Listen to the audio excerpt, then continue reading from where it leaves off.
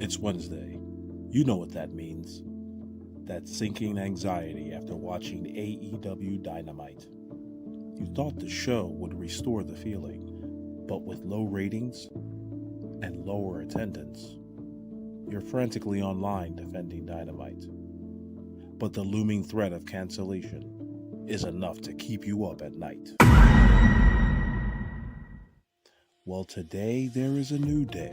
Yes, it is. With the Meltzerin, the one pill that fortifies your mind against AEW criticism. For just $14.99, one Demeltzerin pill will have you looking at all elite wrestling in ways that confound logic and common sense. Oh my God, it's the greatest thing I've ever seen. I want to go in there with my best foot forward, and I wouldn't want to go head-to-head with the AEW show. But strengthens your delusion. The type of pay-per-views AEW's been putting on lately. Side effects include nausea, dizziness, fever, headaches, halitosis, loss of smell, erectile dysfunction, low T, lost wages, weight gain, unemployment, loss of will, alcoholism, tooth loss, homelessness, aversion to women, and crash outs. Ask your doctor if the Demeltzerin is right for you. And stop worrying about AEW anymore. They're worth $2 billion. With the Demeltzerin, the one-a-day pill that works you.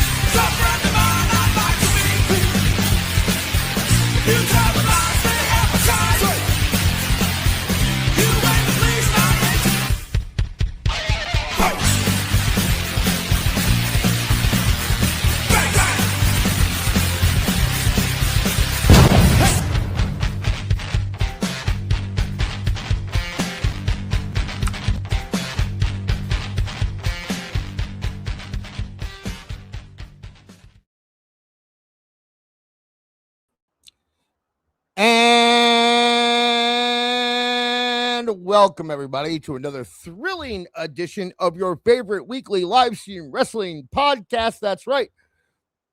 This is TTW, Tooney Talk Wrestling. The chat is yeeting. They are excited. I am your host. I am steering the ship across these muddy waters, I guess. I don't know. I am Akadis, a.k.a. Dis. And yeah, we're gonna have some fun tonight. There's a lot going on. Awful is running a little late, but he will be here, as you can probably see by having the generic intro. Awful is running a little bit late. I'm seeing a lot of familiar names in the chat. Make sure you are hitting that like button below, and if you want us to hit something up right away, drop us a super chat, and we will get to it either now or between segments. $50 or more, we will interrupt the show for those. And yeah, let's just kind of run through what we're gonna be talking about this week. So first off, we're going to talk a little bit about the TNA Tommy Dreamer situation, all the allegations coming out about that. After that, we're going to be looking at the wrestling conspiracy theory iceberg, making sure I don't do that before Awful gets here, because that is definitely something that I want to hear his thoughts on. We're going to look at that and look at the different conspiracy theories. If we don't know what one is, we're going to look it up. That should be a good time. After that, I have a game this week. It's a new game. It's not really a new game. I'm doing the, if you guys remember a few weeks ago, we played wrestler, Halloween costume or metal singer. And I kind of figured that 3-choice thing will kind of become a new game. So this week we are doing Ultimate Warrior, Steven Seagal, or Eastern Philosophy, where I will give them quotes and they will have to guess if it is from the Ultimate Warrior, Steven Seagal, or if it is Eastern Philosophy. But as you all know, I cannot do this show on my own. So while Awful is late, he's not the only one that helps me out here. Circle of sound, tensions ignite. Jake takes on the chaos, the verbal fight. Nice guy dropping pins on wrestling nights. Most famous on Tooney Talk, owning the mic. Light, and he's Jewish. Jake! altJake takes on from the altJake takes on channel. How are you doing today, sir? Hello, I am good. We should call that game like 3 count or something like that. There you go. That's a good right. Name. I don't know. Because so I said I was going to do another indie wrestling roulette, but I kind of want to make sure that the games are at least like 2 or 3 weeks spread out. I don't want to wear them down too quickly, you know? So I put a hold on that and I went back and I was like, well, I just did. The cost is correct. I tried to come up with another game, and then I looked back because I looked back at the other one. I'm like, I can't just do the wrestler or metal singer, or I can't do that every time. Right? Yeah, right. Yeah. So I had to have something else. So that I started. Yeah, I saw a fun Ultimate Warrior quote. Or no, I saw a Steven Seagal quote, and I remember thinking that sounds like Ultimate Warrior, and I'm like, okay, that's what we're doing. So. We're doing all that. We got a lot of people in the chat. We got Lisa G against all odds. Of course, George hanging out. George, your boy, your guy over on altJake Takes On. Yeah, my co-host. Your co-host. I said Pretty Lisa B already, I think. We have Lucy, Erica, Ewan, of course, and lots of people in the chat. Now, I'm Matt Buswell. I should mention him. He was one of the first people I saw today. And nice. RWLCK was hanging out before the show. Sauce Inc., of course, is here. So lots of people in the chat, lots of regulars. Nice seeing you all here. We will have like a Luigi Tron. Thank you. Awful will be here shortly. Sassy girl, I promise. But before we really get started, I will get to the super chats in a second because we have a few stacked up. Travis, I see you. Okay, that's it. No more. That was the cutoff. Travis was the cutoff. I'm not doing it anymore. Unless you super chat. Then, of course, I'll say your name. But before we... Andre Adams back. We haven't had him in a while. Yeah. Before we move on, a quick serious note here. I want to kind of send some well wishes and thoughts and prayers or whatever you want to give to Joe Doring. I don't know if you've heard about his situation. Is it Joe Doring? Did I get the name wrong? Am I looking bad now? I'm not sure who that is, but I'm bad with names. No, I got the name right. Joe Doring. Yeah. Okay, Joe Doring. He was a TNA wrestler. He has brain cancer, and he recently got moved into hospice over out in Cali. And his family actually said that if there are any fans in the area, they would actually like them to come visit him.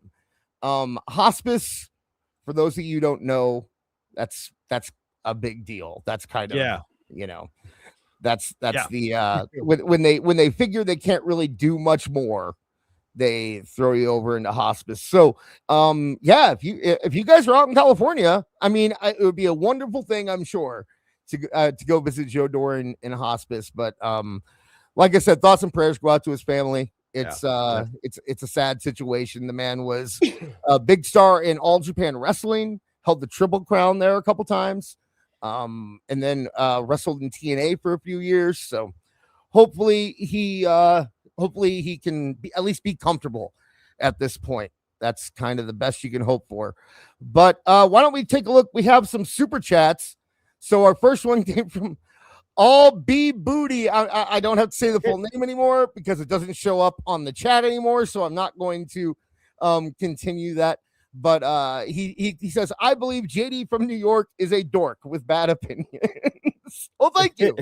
He is our Tuesday night competition. So I appreciate the I like the profile picture too. The Balogun profile picture is nice. Yeah.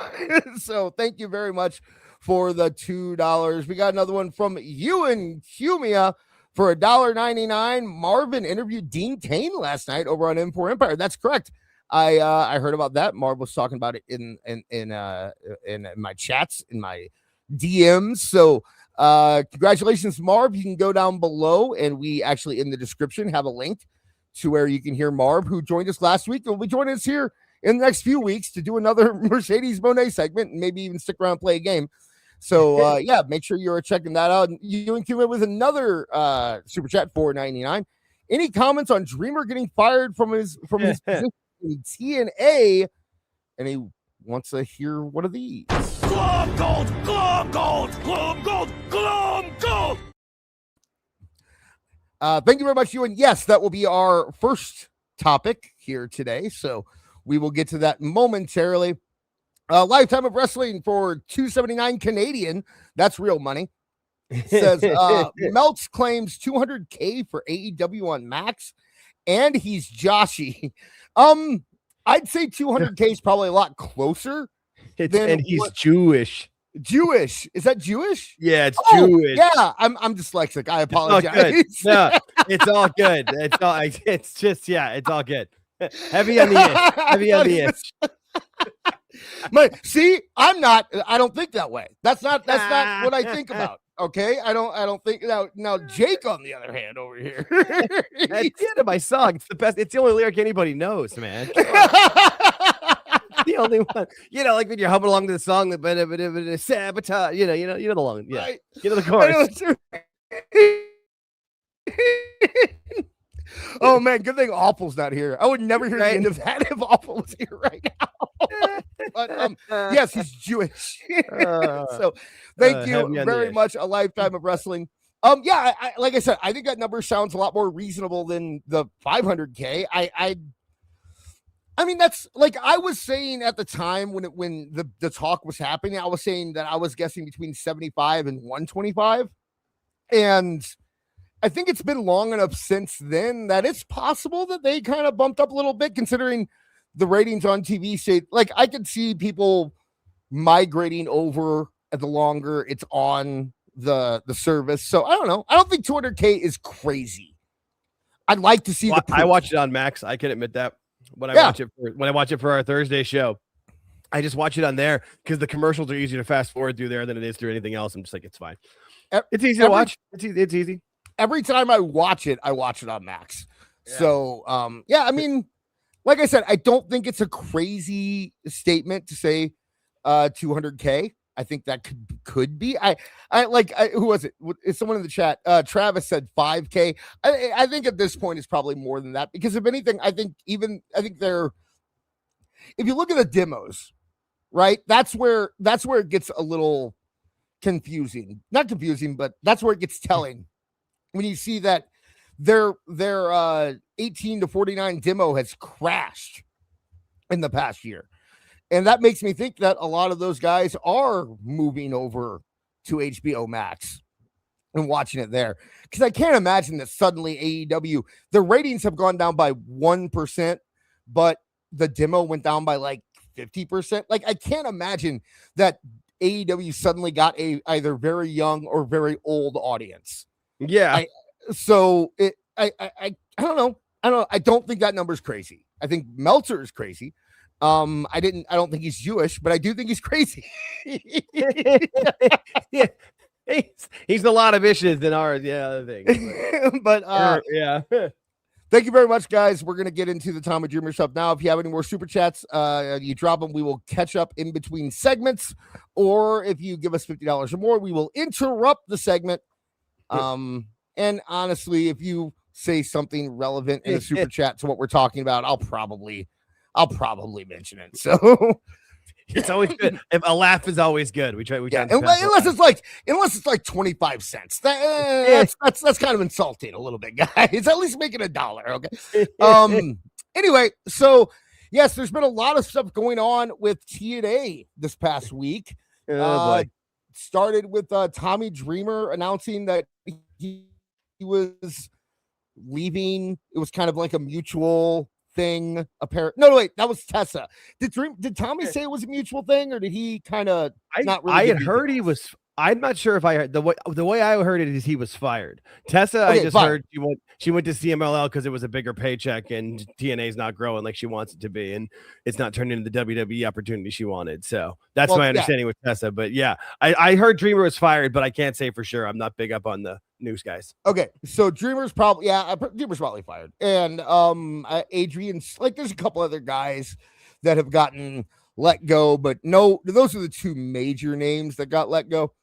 And a lot of talk about like sales and stuff like that. I don't really, I'll be honest with you, I haven't dug too much into it. A lot of it seems like speculation in terms of sale talk and that, that stuff. I can imagine like the idea that Anthem would, all the work that Anthem's put into TNA recently would be to get them prepared for a sale actually makes a lot of sense, right?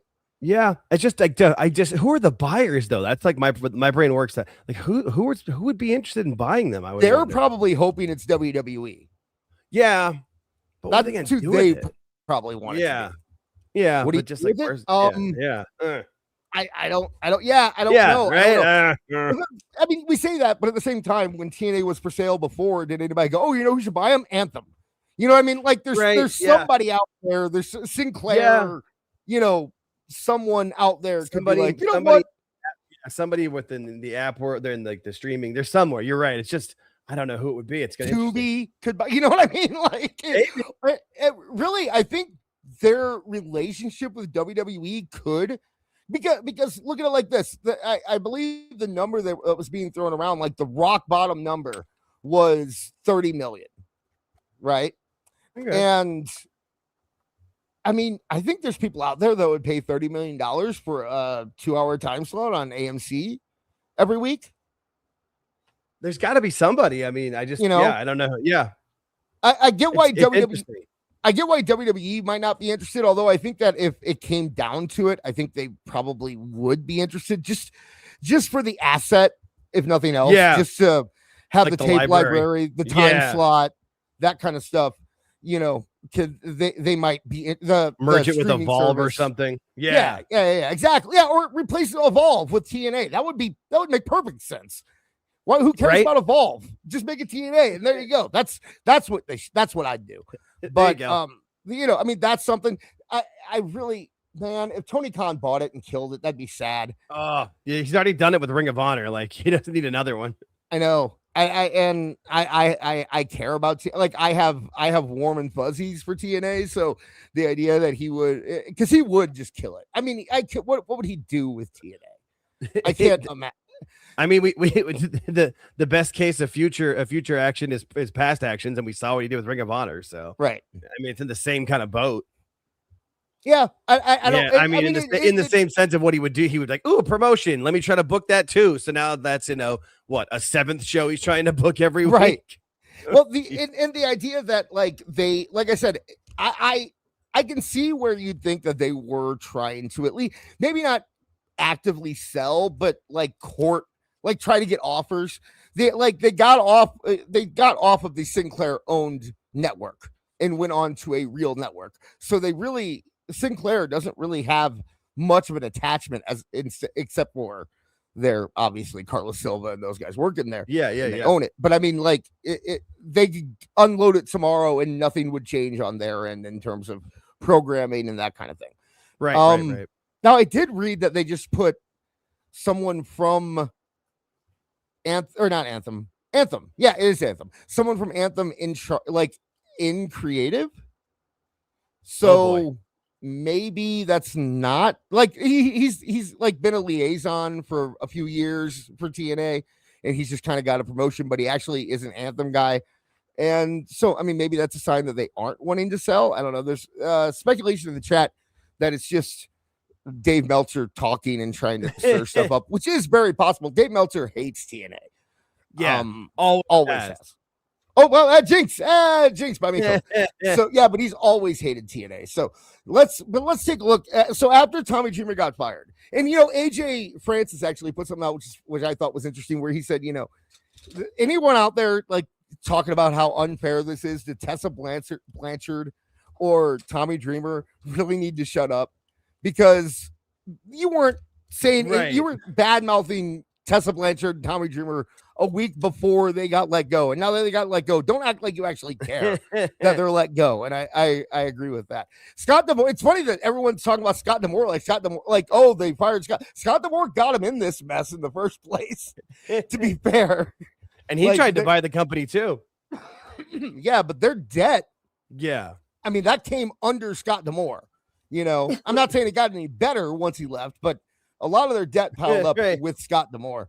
But they only he put them where they started. Yeah. Yeah, exactly.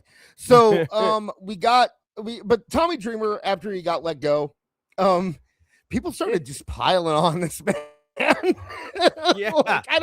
It's one of those things that's funny where it's like wrestling does have a lot of like kick them while they're down thing with it, you know. And so Tommy Dreamer gets released or gets fired, and this guy, I guess he worked as a ref named Perch in TNA. He said Tommy, and this one is weird to me because I don't understand the context here.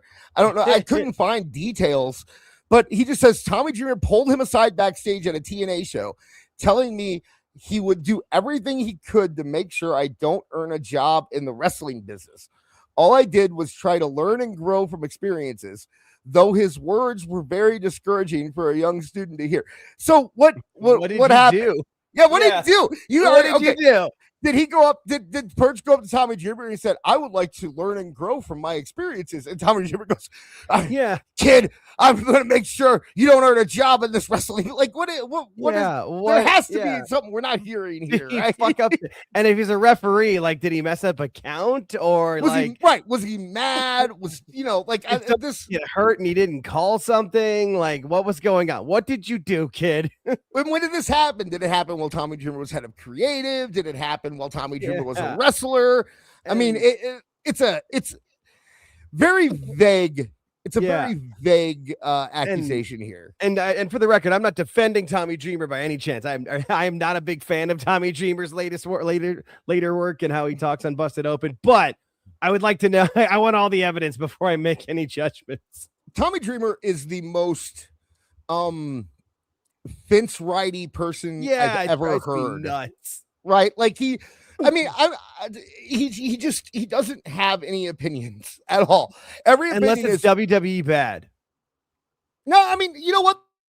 No, I think sometimes it depends. I think sometimes he just kind of avoids saying that too. Like I don't know. I saw some clips of him recently talking about like ESPN and TKO and how it's ruining the business and stuff. Like if he's gonna make a statement, it's gonna be like how WWE is too big and too corporate and not real enough or whatever. But everything else, because he doesn't want to hurt any of the other relationships that he has with all the wrestlers or Tony or whatever. He seems very much I'm for the boys. I'm against the I'm against the booker. Yeah. And that kind of goes his entire career. You know, I mean, if you look back, he is very much like that.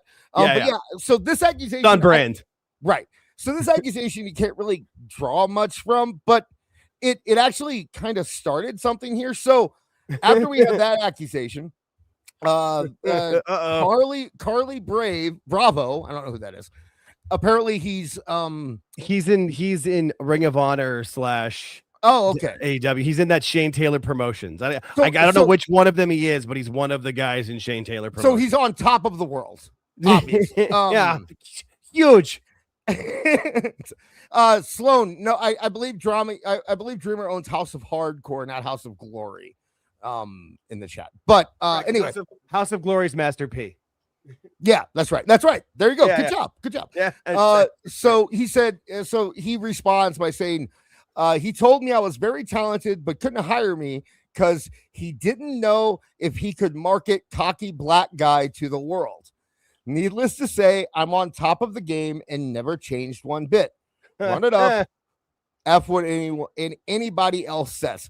That's a weird thing to say that a cocky black guy. You know, maybe Dreamer just means like I don't know how to write for black people. I don't know. Maybe that's it. I don't know. Yeah. To the, I don't know what that. Yeah, no, I'm with you. It's all I had was I don't know. Again, like context, because who was he marketing to the world? Like TNA's not going to the world, right? Like, yeah, like come on. I don't understand. I don't get it. Mean. That's the thing. Is like if you got an accusation on Tommy Dreamer, man, put it out there. I will scream it to the world, man. We are ready. We are ready to accuse Tommy Dreamer of stuff. Yeah, but these are like vague and like, yeah, you could say anything and cut. Yeah, like I don't know. You're just these not exact quotes. You're not. I don't know. This is weird. Again, not a big fan of Tommy Dreamer, but you're not giving me anything to work with here. So like Erica in the chat said, okay, to be fair, is that Tommy Dreamer saying that it won't work, or him admitting that he can't make it work? And that's kind of what I was wondering too, because that quote sounds like it's Tommy Dreamer saying, man, I just don't know how to I can't. I hear you. So I don't know. But I understand how he could take it poorly. And it's definitely if it is. Oh, okay, I was about to say, if it is Tommy Dreamer saying that he personally can't make it work, then but the thing is, we don't really know either way, because this is one person's side of the story. We don't know the exact quote. Yeah, so I can't. Go ahead. No, my other question is: was Tommy Dreamer ever? Was he hiring for TNA? Like, was that a job that he had? Like, was this House of Hardcore? Right, that's to the world. Yeah, right. I don't know. Right, I have no idea. Yeah, so, that's what I'm like, to the world. Like, where was Dreamer head of talent relations with the hiring and firing? That's my only question. Another kind of all of these accusations are like this one. Cheap okay, shots. Yeah, like this one here. Okay, hold up. We shared our Tommy Dreamer stories because one time I told him I really wanted to take a cane shot in a match. And he told me he doesn't do that with women, so he doesn't hit them with canes. So instead, we did a spanking spot because women. Am I right? That's what Dreamer's known for more than anything on earth, is for spanking Beulah it was Francine, right? Yeah, because Beulah was his wife. Beulah was his wife. Yeah. So spanking women in the middle of the ring that's what. Like when you picture Tommy Dreamer, you're either picturing spanking somebody or pulling off somebody's top. WWE. Yeah, once he got older too, because he couldn't do too much. And like again, like that's hold up, we sharing our Tommy Dreamer stories. That just sounds like piling on. Like, oh, hang on, let me pile on here. I want something juicy here, guys. Give me some. Give me. He grabbed your, So yeah, it's just. Like, also, they want a TV spot didn't go your way. Like, okay, that's wrestling. I don't know. Say no. Say no. I don't want you to spank me. I don't feel comfortable. Just say that. Just do that. What's it gonna do? I don't. Do we need another? Do we really need another cane shot? Like, come on. It's enough of them. Beard says, let me get it. Beard in the chat said, it's simple. Today's generation of wrestlers are pussies. Yeah. I mean, yeah. So this one I think might be the only one that, like, and I don't know. Let's go over it. So, oh boy, Danny Jordan. I've been waiting on this one. Okay, now this is her responding to the last one, mind you. Right. I've been waiting on this one. One time, Tommy Dreamer insisted on doing a crotch grab spot to me in a tag match he was a fill-in for. This had no place in our storyline. Okay, he's a fill-in. There's no storyline. But he didn't care to. Okay, now this, if he didn't care to ask, that's the first thing I've heard that I'm like, okay, here we go. Let's do this. Let's get him, guys. Like if Dreamer didn't care to ask, she said, I did not want to do this. She said how uncomfortable she was, but I'm just a woman, right? So that's firm. That sounds like something that I can stand behind and say, no, this is wrong. And then she comments further. I was new in my career. I should have trusted my intuition and said a firm no and not succumb to peer pressure for this spot. This was the only thing that happened in my career that I felt degraded because I vowed to never let an MF try some uncomfortable shit ever again. Okay. And this we're kind of back to it now, where it's like, okay, so you didn't give a firm no. So, because the first time she said, I did not want to do this. Yeah. I said how uncomfortable I was. And then she goes down and saying well, first off, if it's Tommy Dreamer, that's not peer pressure. That would be pressure from your boss. So it sounds like other people were pressuring her and just saying, just do it. Just do it. So this one is definitely the firmest of the accusations, whatever you want to say. I still think it's weird that these all guys, if you got something on somebody, especially you want to say if you want to get into the women and say they feel like they might be blackballed from the industry if they say this or something, okay, I can ride with that, right? I get that. But why didn't the referee say something? Yeah. Or why didn't why didn't this guy say? Why didn't this guy? Maybe the referee was, and that's who Tommy Dreamer said that he was gonna not make sure he never got hired in the business. That was the referee, so he's mad at him. I don't know. Right? I don't trying to connect the stories. I don't know. I'm trying. It's very guys. Yeah. I don't. You know what? Here's what it sounds like to me. If I had to guess, here's what it sounds like to me about Tommy Dreamer. And it's the same thing I said back when, remember the Flair stuff came out and that was the first time they tried to cancel him with the Dark Side of the Ring about Ric Flair. Yeah. He's like, oh, it's just Flair being Flair. Right. With on the plane. Yeah. The helicopter. Yeah. Tommy Dreamer is so locked in to being one of the boys that he just doesn't understand what this time is. He doesn't understand. Back in his day, it's if he would have said, no, I don't want to hit you with a cane. Let me just spank you. The girl will be like, oh, really? Okay, cool. Great. I don't have to get caned tonight. And instead, this woman wants to actually get hit with a cane and not spanked. The crotch grab spot. Is that, I don't know. I have to see it, I guess. I can't really judge it without actually seeing it. Is it just a body slam? Is it? So I don't know what it is. But it seems like he is so out of touch and so behind and old school that he just doesn't understand anything about how wrestlers or women or anyone react to anything anymore. And he's just very protective. He's very old. No.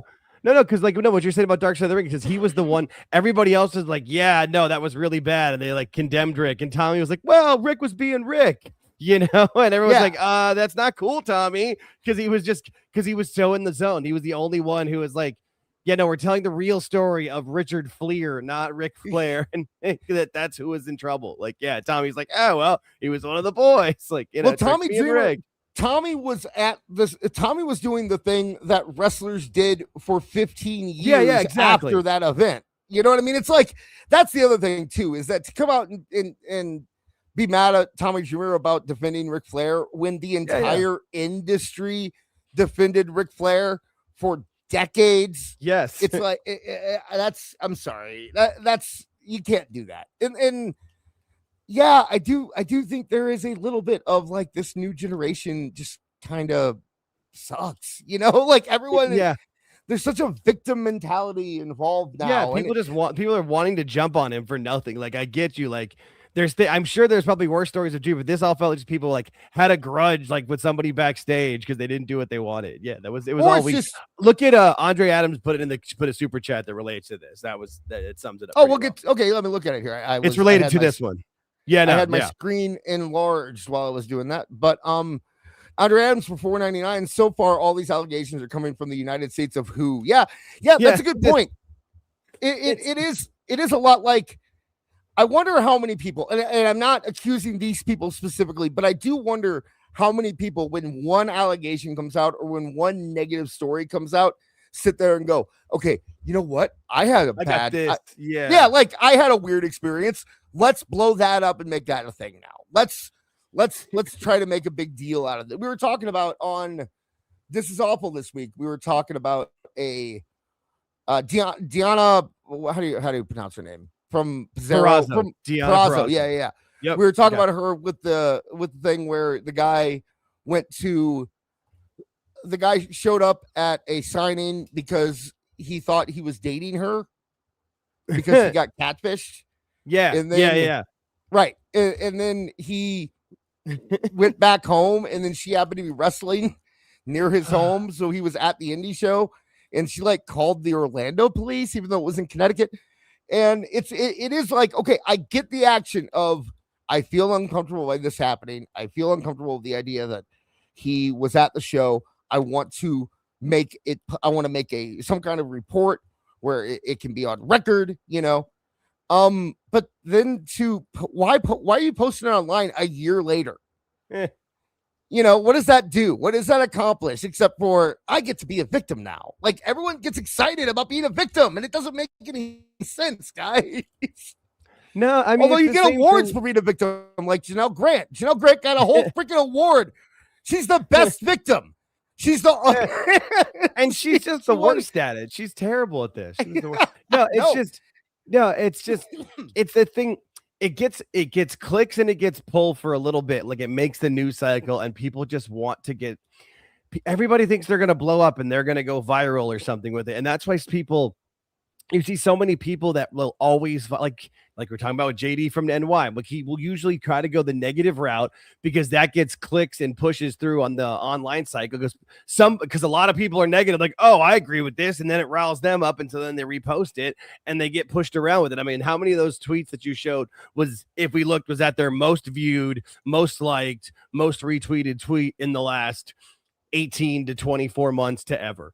You know, like, they're doing it for the attention. It is what it is. It's a good point. It's sad. It is. It's just, Jake, you need to go to more wrestling shows and like wiggle your butt and try to get groped, and we can make an accusation and try to get our names out there. Oh boy, it's like, what the fuck? Yeah, it's so sad. I don't know. I don't know. When I say these things, like, I feel like an old man, but I'm like, I'm not that much older than this generation, but they've just like chronically online and just people they can't get over it. They just let me get popular, someone will follow me, someone will like me. This is a bit of a tangent, but I was kind of talking to Max. It's fine. So me and Max saw Toy Story 5, we got into talking about like technology and the way it's changed the world, and like and how kids are kind of going anti-technology now and kind of trying to go backwards and turning on it. And we were talking about AI and how like I thought it was weird that nobody. Okay, so when we started getting like electric cars, or even go back further to where they invented machines that could put cars together, or 3D printing, right? You look at these big steps in manufacturing where it makes it far easier to make cars. It makes electric cars need to be fixed far less. 3D printing is able to make things that only skilled craftsmen could make in the past, and now you can do it on your desktop at home, right? Nobody gave any shits about all the people who lost their jobs because of that, right? But the second that like people who wrote cartoons or people who drew cartoons started losing their job, suddenly there's protests. People are trying to shut it down. It's the worst thing in the world. AI is terrible and it's evil and it's going to take every creative person's job away. But like, what about all of those things that have in the past taken like blue collar workers' jobs away that nobody cared about, that we celebrated as a culture? And that was weird, but that got us into talking about how I kind of told him, the reason that I kind of don't want you to go on social media is because when people are on social media, you kind of become a brand, right? Like you're not a person as much. You're more of you make a statement and then you kind of get your following because of that statement. And then there are a lot of people who are afraid that if they change their opinion, they're going to lose all those followers. So they never do. So they're just locked into those opinions. And you got to keep doing that and keep saying, and none of these things are things you'd say in real life to your friend, but these are things that you'd say to get, it's unhealthy. And I think that, I think that this is an example of why it's unhealthy. These accusations piling on and whatnot. But I don't know. Maybe I'm wrong. Maybe I am. He's old and he's cranky in his favorite chair, yelling at the TV with a grumpy glare. He's always on, he's losing his mind. Online trolls talking trash, man, he's not kind. But we love our awful through the grumps and the growls. Everybody shout it now. That's awful. Maybe I'm awful. But Gentlemen, Hi. hello. And yes, Erica, I know that in the way past, there were people that would do that. But these days, no one cares if the working man loses their job. They just kind of care if artists do. And that's kind of the way the internet is now, But anyway, Awful, how are you doing today, sir? I mean, it's a lot more than artists, I'll tell you that. Yeah, that's true. Yeah. what are we It's what a are we lot. talking about? The They're Tommy replacing Dreamer Fire to situation? Yeah. Mm. Yeah, and like I'm assuming there was air quotes with your situation because that was we were trying to find a real accusation as opposed to these broad strokes of like this kind of happened with the backstage. Like I wanted something real. We were ready to tear him down. I was ready to tear into him. I was ready to go. I was like, and it's just like, he told me that he didn't want to hit me with a kendo stick. Instead, he wanted to smack me. And I said, okay, but I regret it. Okay. Yeah, you know what's so funny about this whole situation is that these guys come out the woodwork only minutes after his firing. Like, where was this tough talk, during his tenure there? Did you see the referee one? The referee one is insane. No, I missed it. Okay. Oh boy. Here's the accusation. Oh boy. Tommy Dreamer pulled me aside backstage at a TNA show, telling me he would do everything he could to make sure I didn't earn a job in the wrestling business. All I did was try to learn and grow from experiences, though his words were very discouraging for a young student to hear. What did he do? What did Tommy Dreamer just randomly grab this referee and say, kid, I'm going to make sure you never work in this business again? Like, what did he do? What's the story here? It was probably, and it's probably taken out of context. I have a feeling that it was something like this. Yo, man, if you don't listen, you don't fucking try my way, or if you don't listen to what I'm trying to teach you guys, I'm just going to ruin you. It's just going to be a wasted effort. These guys could not have gone around and done wrestling training in the 80s. No, they could not have. And I understand I can understand the generation gap. Don't get me wrong. I mean, I can understand that these kids are coming up in a different time, in a different era. But shouldn't they have some consideration for the time that Tommy Dreamer came up in? I mean, these guys want to proclaim themselves as ECW fans or whatever, but they forgot all the things that made ECW great to them. It was the ass smacking. It was the pile driving of women onto tables. It was it's stuff that, no one's really doing it now, but you're talking to a guy who was really into it. Maybe take his advice, maybe not take his advice. Or but to come out, maybe just say no. Maybe just say no. If he says, I want to spank you, just say, you know what? I'm uncomfortable with that. I don't want you to do it. It doesn't do anything for anyone to come out after the man has been fired. Yeah, like that's kind of skeevy, if you ask me. Views and really. And, gets you in the news cycle. So, and how many times have you guys had bosses that are kind of like complete dicks? I know I've had a few of them. And it's all about weathering the storm, especially if you got to pay your bills or got to, you know what I mean? Like pay for your mortgage, rent and all that shit. Sometimes you got to eat shit. Sometimes, not all the goddamn time. That's not what I would never recommend that for my daughter. But sometimes you got to eat a little shit and overcome it. Don't forget about that part as well.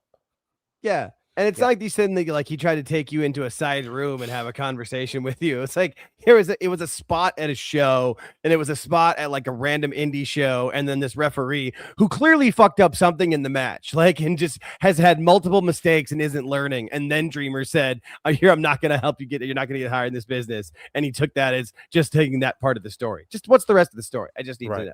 Come on. I'm sure Tommy Dreamer is a piece of shit. He might be a piece of shit. I don't know. Like his training methods. Yeah, but I mean, it's a 50-50 game. These guys are too soft, and then now they want to be cowards and fucking say afterwards. But at the same time, Tommy Dreamer should know how to fucking read the room. I mean, does he have children, by the way?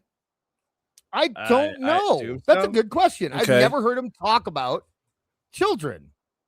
If he doesn't have children, it all makes more sense why he acts like the way he acts, because he has no probably consideration for younger generations and has no experience with them. So he's going to have a skewed idea of who they are, really. And I'm sure he's like kind of like me, like, yeah, the fucking bastards want to, call me out on the carpet after I get canned and all that at my lowest point. But at the same time, Tommy, I mean, it's not like you were training these kids in 2003. You know what I mean? Like, this is 2026, man. Read the room. He does have 2 kids. He has 2 twin daughters. Okay, there you go. Well, hey, now I can't be as sympathetic as I once was to his plight. Yeah. Seriously, like you should. Now you really need to read. I mean, what do you go home to your? Do you go home to your kids and fucking flip the script on them or whatever? Like, I don't know. Hey, Jake, I just realized something. I sent you something into your X. Yeah, can you grab that and load that up for me, please? Yeah. Okay, thank you. And I'm gonna get the super chat in, and we will ask Awful about this. Our RWLCK17 for $2. I believe TNA will be sold to somebody. Awful. We talked a little bit about this. What do you think about the TNA sale? You think somebody's gonna jump in and get them? You think they're actually trying to sell, or do you think it's more of a we're open to being sold if somebody wants to buy us kind of thing that companies wasn't that the case? Wasn't that the case? I think one of their executives called that out or said something like, yeah, we're kind of up for sale, $30 million. Or am I reading that? Was I reading that incorrectly? The impression that I got is that it is a, hey, you know what? I mean, if someone wants to buy us, we can talk, kind of thing. We're open for business, but I saw.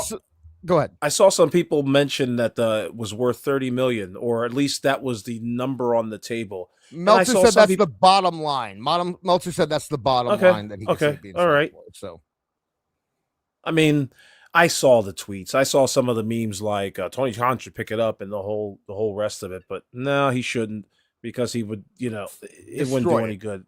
Yeah. But at the same time, $30 million. I mean, aren't they trying to get Road Dogg in there? Isn't he in there right now? So, like, are they really trying to sell, or are they just trying to, like, that's a rumor. Hold on, I don't know if it's true. It hasn't happened. Okay. The Road Dogg thing hasn't happened yet. They did move somebody who was working in talent relations up into creative. And that's the only thing that's official. Also, apparently I guess we can talk about this real quick. Apparently there's a multi-time WWE singles champion debuting at Slammiversary on Sunday. So they're obviously putting money into it. They're obviously trying still. It doesn't sound like they gave up at all, but I don't know who that person. We lost Tommy Dreamer. We're fucked up. We're in right there. All of the day. Tommy Dreamer and Tessa Blanchard aren't here. What are we gonna do, guys? Oh no, we're screwed. Tommy Dreamer, and that's one thing about Tommy Dreamer, is that he sucked. We were ready to tear him apart. Why would you ever put that guy in charge of creative? I hear there's who made that decision? I don't know. But imagine having to be told by Tommy Dreamer that you're not really going to go anywhere in this business. Like, is he really the tent pole for what's going to be hot in the industry? I mean, who's he ever created? That was the other thing, is that I heard that they're about to announce a partnership with OVW too, to kind of be OVW will be what NWA Wildside used to be back in the day to them, where they kind of get talent. Because remember Wildside, that hot property. Well, I mean, it worked good for TNA. That's where they got AJ Styles. That's where they got Christopher Daniels. A lot of their guys they got. James Storm and Chris Harris came from Wildside. Abyss came from Wildside. So they got a lot of people, a lot of good names from Wildside. It could just be a situation with OVW where it's more talent to pick from. We have to less guys we have to have under contract. We can just bring your guys in. It's right. Which when you're trying to cut back on spending isn't a bad idea. So I don't know. We will see how it goes, but we should probably get on now that Awful is here. We should probably move on to what we all came here for. So this has been floating around. I've seen a lot of people doing stuff on this. It's a big, we're definitely not going to get through this tonight. Obviously we're not going to. Awful. And I was thinking maybe we could save some of the bottom ones there for This Is Awful. We can kind of delve into some of them because they get a little crazy. But this is the wrestling conspiracy. This is awful, where things get weird. Things get weird on This Is Awful. I like it. No, it's a good catchphrase. So this is the wrestling conspiracy theory iceberg. Now, do you know what an iceberg is? Awful, Jake? Either of you? Yes. Yes, it's a thing that sank the Titanic. Right, but do you understand what it is in this context? Yes. Okay. Yes. I mean, this is used everywhere. Yeah. Right. Yeah. Yes. You can't zoom in on these. I can't, but I conspiracies? can. But I have them. I can look at them on my phone. I'm gonna. I think we should have quartered them up. Damn, I wish I had some time on this. Well, I sent it to you. So I know I was extremely busy today, and I apologize to everyone. you're for that, fine. but You're fine. So the very top of the iceberg, we don't have to spend too much time on because the top of the iceberg is always these are things that everyone knows about. They're things that just people talk about constantly. Like wrestling is fake, of course. Montreal Screwjob, everyone knows that. The Chris Benoit murder suicide, everyone knows that. The Owen Hart tape of him falling. We all know that. The Draws and D'Lo, we all know that. So a lot of these, if the Ultimate Warrior body double, did any of you guys buy that the Ultimate Warrior was that he died and someone replaced him? Did you guys hear that, or is that? Yes, no, I've heard the story. Yeah, because when he came back, he was smaller because he was on less roids and he had a different haircut, so they thought it was a different guy, but it was Hellwig both times. Right. Yeah. Now growing up, Awful, did you hear that at all, or is that something you didn't hear? Until it's not like it was in the Wrestling Insider or Pro Wrestling Illustrated or anything like that. But yeah, it was kind of like one of those things where you never know where you hear it from though. Like I'm trying to I'm having a hard time trying to remember how I heard that shit before the internet. It's kind of like one of those. It's kind of like when you were on the playground as a kid and they would tell you in Mortal Kombat, if you do this and this and this, you can play as Ryu from Street Fighter. Right. I mean, just bullshit kids make up. Yeah, the same kids that tell you you're going to see Bloody Mary in the bathroom mirror as a kid. Same kind of kid. Yeah, same stories. Yeah. So, I mean, all of these are. I'm trying to see if there's any it's kids' versions of conspiracy theories before the internet. Yeah. Right. Yeah. Right. Yeah. Any other kind of interesting ones that we need to talk? And the only one that I'm seeing the Kevin Sullivan one was very intriguing. Well, yeah, very intriguing. Which down further a little bit here, we will get to that. It's below the surface. Okay. Yeah. But what I want to, the only one that I think I really don't know. So they do say the Tokyo Dome star ratings, that is that Dave Meltzer automatically gives higher star ratings to anything in the Tokyo Dome. But the one that I'm kind of interested in is what's the Dragon Gate monkey scandal? Has anybody heard about the Dragon Gate monkey scandal? Dragon Gate monkey scandal. Where's my phone? If anyone in the chat, if anyone in the chat or one of you guys want to dig into that a little bit. Well, does the Dragon Gate logo have a monkey on it or something? I don't know. That's why I'm looking at it here and I am not 100% sure. I've never heard monkey conspiracy. Okay, what is it? Of course, Google has no idea what the hell I'm talking about. The Dragon Gate. I'm sorry. AI has given an overview. It took a minute, or it might be just my service. The Dragon Gate monkey conspiracy refers to a notorious 2009 animal abuse scandal involving wrestlers from the Japanese professional wrestling promotion Dragon Gate. The wrestlers kept a pet macaque monkey, Cora, at their training dojo. I don't know. MAC, Regina Sharp will correct me. MACAQUE. Where she was subjected to severe abuse, including being burned with a lighter and choked. Key facts and developments regarding the scandal.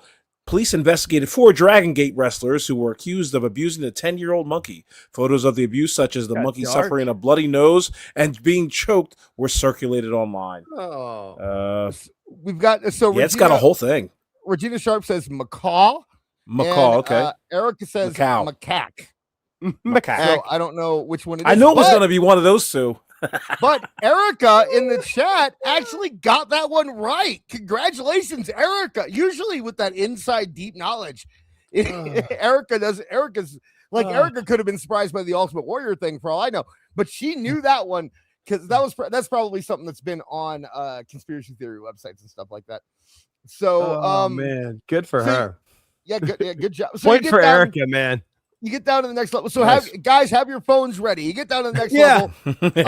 You got the Big Show, because I was going to look it up, but I have to read it. So no, you're good. Yeah, we'll figure this out. You got the Big Show Andre relation. We all know that. Work shoots. We all know that. Von Erich curse. We all know that. Meltzer paid off. We all know that. Sid and Arn. I don't even think Sid and Arn should be in here. That's not a conspiracy theory. That's just. Wait a second. Do we believe in the Von Erich curse? Do we believe in the Von Erich curse? Do you believe in the Von Erich curse? I mean, do you believe in curses? Yes, I believe in familial and generational curses. I believe something that might have happened 150 years ago is likely to come back upon. Probably the Germany stuff. No, I'm joking. Yeah, hey, I wouldn't. That's where he got the name from. It was his mother's maiden name, and she came over from Germany, and no one ever said when. So I don't know. I mean, he seemed. What was her last name? Blitzkrieg. No, Von Erich. Von Erich. Yeah. Well, I mean, that wasn't their real last name, but it was their mother's maiden name. Right. It was his mother's maiden name. Yeah. Yeah. Yeah, and I mean, just where did he get all the equipment that he was able to walk around at the shows? You know, did he make that, or did he did his dad just have that, or something? Now, well, here's the question though: is it a curse, or was he just a terrible father that no one wants to really talk about? You know what I mean? Like, I think maybe Fritz was just a terrible, terrible father. Well, have you seen the recent documentary, like on A&E, the A&E Legends? Yeah, they make it seem like it was less Fritz and more like Doris. The mom was just crazy, and he was just like did whatever she wanted. Like she was a real patriarch. I don't know. There is a lot of that. I mean, I don't know. I gotta tell you, the Iron Claw did not do a good job telling that story. It did a good job telling a story. It was a fine That's why it movie. says inspired by a true story, not based on a true story. But you get it. Yeah. Go back and watch. They didn't show the secret scene of Kerry Von Erich and all the other brothers like in the woodshed fucking with a Ouija board. Not the WWE documentary, but the other documentary that came out around the same time. Actually, watch both of them because both of them together kind of tell a full story. Yeah. You know, both very good documentaries though. So, but yeah, I mean, if curses are real, they're cursed. You know, I mean, I don't think anyone can deny that. So we go down and Benoit Wikipedia. That is that his Wikipedia was updated minutes or like a day before the whole thing happened. Right. Saying that he died. Which that happened. It did. You know. So I don't know what the real conspiracy would be, but who uploaded it? I don't know. I don't know. Like are they saying he did it? Are they saying Kevin Sullivan did it? I don't really. It was probably Sergeant Frank Lopan of the fucking police. I was gonna say yes. Somebody at the police department was one of those guys who that's what he does on his spare time is updates Wikipedia. Yeah. There's people who do that, man. Yeah, I mean, it also they gotta cite all that shit. But I do wonder also how many times your people's death dates and birth dates get changed daily anyway, and it was just a matter of because it actually happened that people paid it. You know what I mean? Like, yeah. Wikipedia is insane. So I don't. And they lock it down when there's a story broken about that someone could die. They lock the site. They lock their page down and stuff. Right. Monster Truck Sumo fights. I mean, that's not really that interesting. Superhuman. We all know Superhuman. No, God. JTG.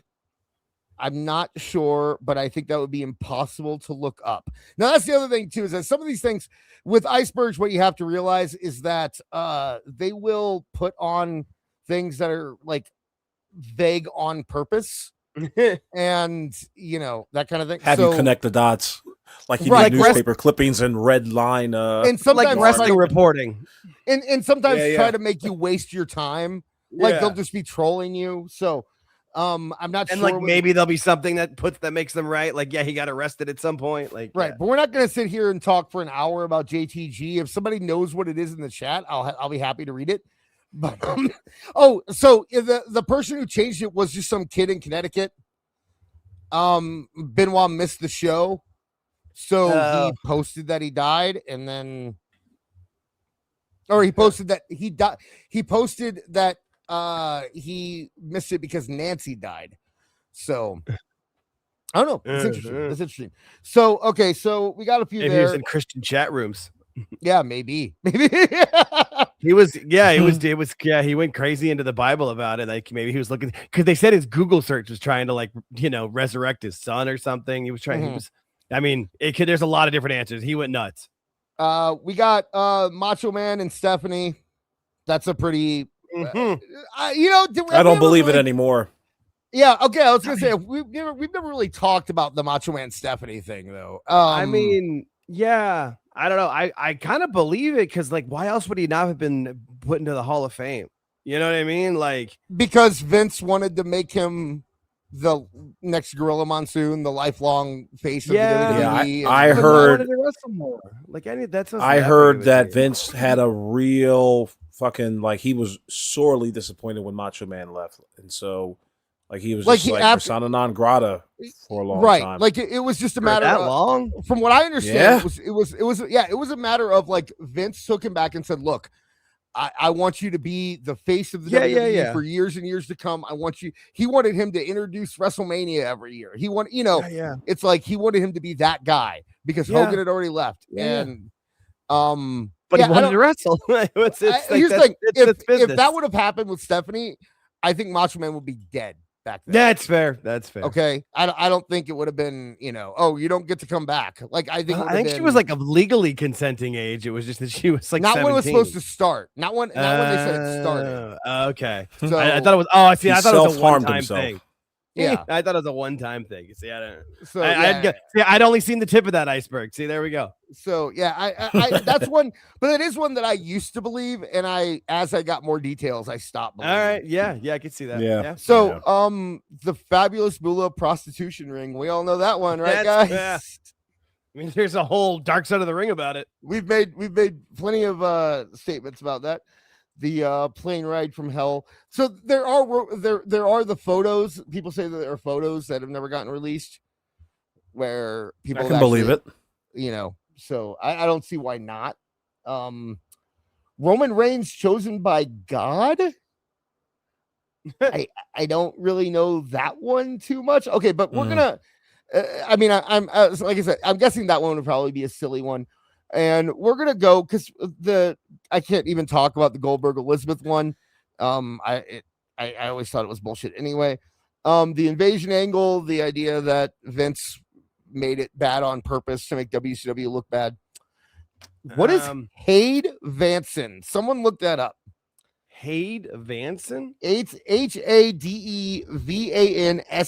I have never heard this, and I'm kind of interested in it. So Hade Vansen is an actor, an English professional wrestler who was under contract with WWE until he was released on January 9th, 2009. Okay, look up Hade Vansen. Yeah, no, I don't know. I mean, Teddy Hart, we all know Teddy Hart, right? Teddy Hart is a weirdo who, has a weird thing for cats and has done apartment wrestling. And anyway, go ahead. What's Hade Vansen? No, so remember there was that story where there was like they had a bald guy who they showed on SmackDown like once, maybe twice in vignettes, and like eventually he was the son of the Undertaker. Right. That was going to be the storyline. That was Hade Vansen. Oh, okay. Yeah. and then he just disappeared. So what? Yeah, and somehow it didn't work out. Like there's different there. I guess the iceberg you can get into why it didn't work out with him. You know, whether Gotcha. it was something that he did or Vince. I think I would just think of it similar to like the Christopher Daniel was maybe supposed to be the higher power. Vince got cold feet about something. Right, Like he yeah. did that all the time. He really tried to push it as hard as he could with Mordecai, and it didn't work. And then he gave up. When Vince gives up, he gives up quick. Like it's over. Mm-hmm. That's Vince. So yeah, so in the chat, LK said the conspiracy that Vince paid off the police investigating Jimmy Snuka. That was at the very top. I kind of glossed over it. I don't think that's even in conspiracy theory, is it? No, don't we all know that's what happened? Isn't that just that happened? Vince is there hard evidence to it? Everyone says it. I feel like a police officer may have admitted to it off record, but like specifically for a Dark Side of the Ring or another documentary or something. Like even though the statute of limitations was passed, like something like that. I don't know. I feel like it's been confirmed as it can get for how far long ago it was. So and then but like I mean when you bring a jungle man to America, he's gonna kill somebody. You have to expect that. Okay, so pump him full of drugs. The Yakuza Rules Bureau. I don't think that's even a conspiracy. I just think that's true. And thought that everyone something you should never talk about. Yeah, exactly. Yeah, I'm pretty sure that's just only in movies. Only in movies. I love this one because I'm a TNA mark, but relic spelled backwards. Does anybody get that joke? Because that's a solid joke if you get it. Does anybody get that joke? Okay. What, like killer spelled backwards? Relic was a wrestler in TNA, and every time he came out, Mike today would go, that's killer spelled backwards. No, I'm sorry, Don West. Don West would go, that's killer spelled backwards. Every time he came out, he would discover that it was killer spelled backwards. So, like it's just brand new information. Right. So I appreciate that being in here. New Japan Dojo deaths. I'm sure we've all heard the idea, like they're trading. Bury them in the alley. Yeah, exactly. So Lanny Poffo and WCW again, not a conspiracy theory at all. Yeah. What the hell was that? He was in WC. Yeah, I mean, what's up? No. Yeah, they signed him and never used him, and then re-signed him. They signed him for they kept re-signing him because it was a part of Macho Man's deal that they had to employ Lanny Poffo, but they never good used for him. Randy. Nice. Yeah, cool. well, I think like it's one of that. those things that he was only supposed to be signed for 2 years, but similar to like what they did with Iron Sheik, where the contracts were set to auto renew for a new year and they would forget about them. I'm pretty sure it happened to Lanny at least. So I think and I'm he was supposed to run out, but he got 1 extra year because they fucked up. I'm pretty sure Bischoff even said that they did it because they weren't paying Macho Man. Macho Man was getting paid by Slim Jim. Yeah. So they just gave Lanny some money because they were, like, who cares? We got Macho Man. We're not paying him anything. Let's just give his brother something. And, I don't know, maybe. The 90s. That's a good point. Yeah, I forgot not awful. You're awful. Beard brought up in the chat. He was supposed to be the new Gorgeous George, so they got the rights to it, but then they let him go. So then Randy gave the Gorgeous George gimmick to his girlfriend. I do remember that. Yeah, Gorgeous George was stacked. That is how that ended. That is how that. I don't know. Awful. I can't. Okay, I it's impossible for me to look this one up. At least I couldn't put like screen share. Do you want to look up Samoan titty disease or not? Samoan titty disease. Samoan titty. I'm sorry. What? I think I know what it alludes to. How all the Samoan wrestlers have to have that like chest surgery to get rid of their. Oh yeah, okay. No, yep. You're right. Yeah. You're right. I didn't even think about that. You're right. AAA North American ratings. That AAA actually gets better ratings than any other company, but you never see it because they don't want to talk about it.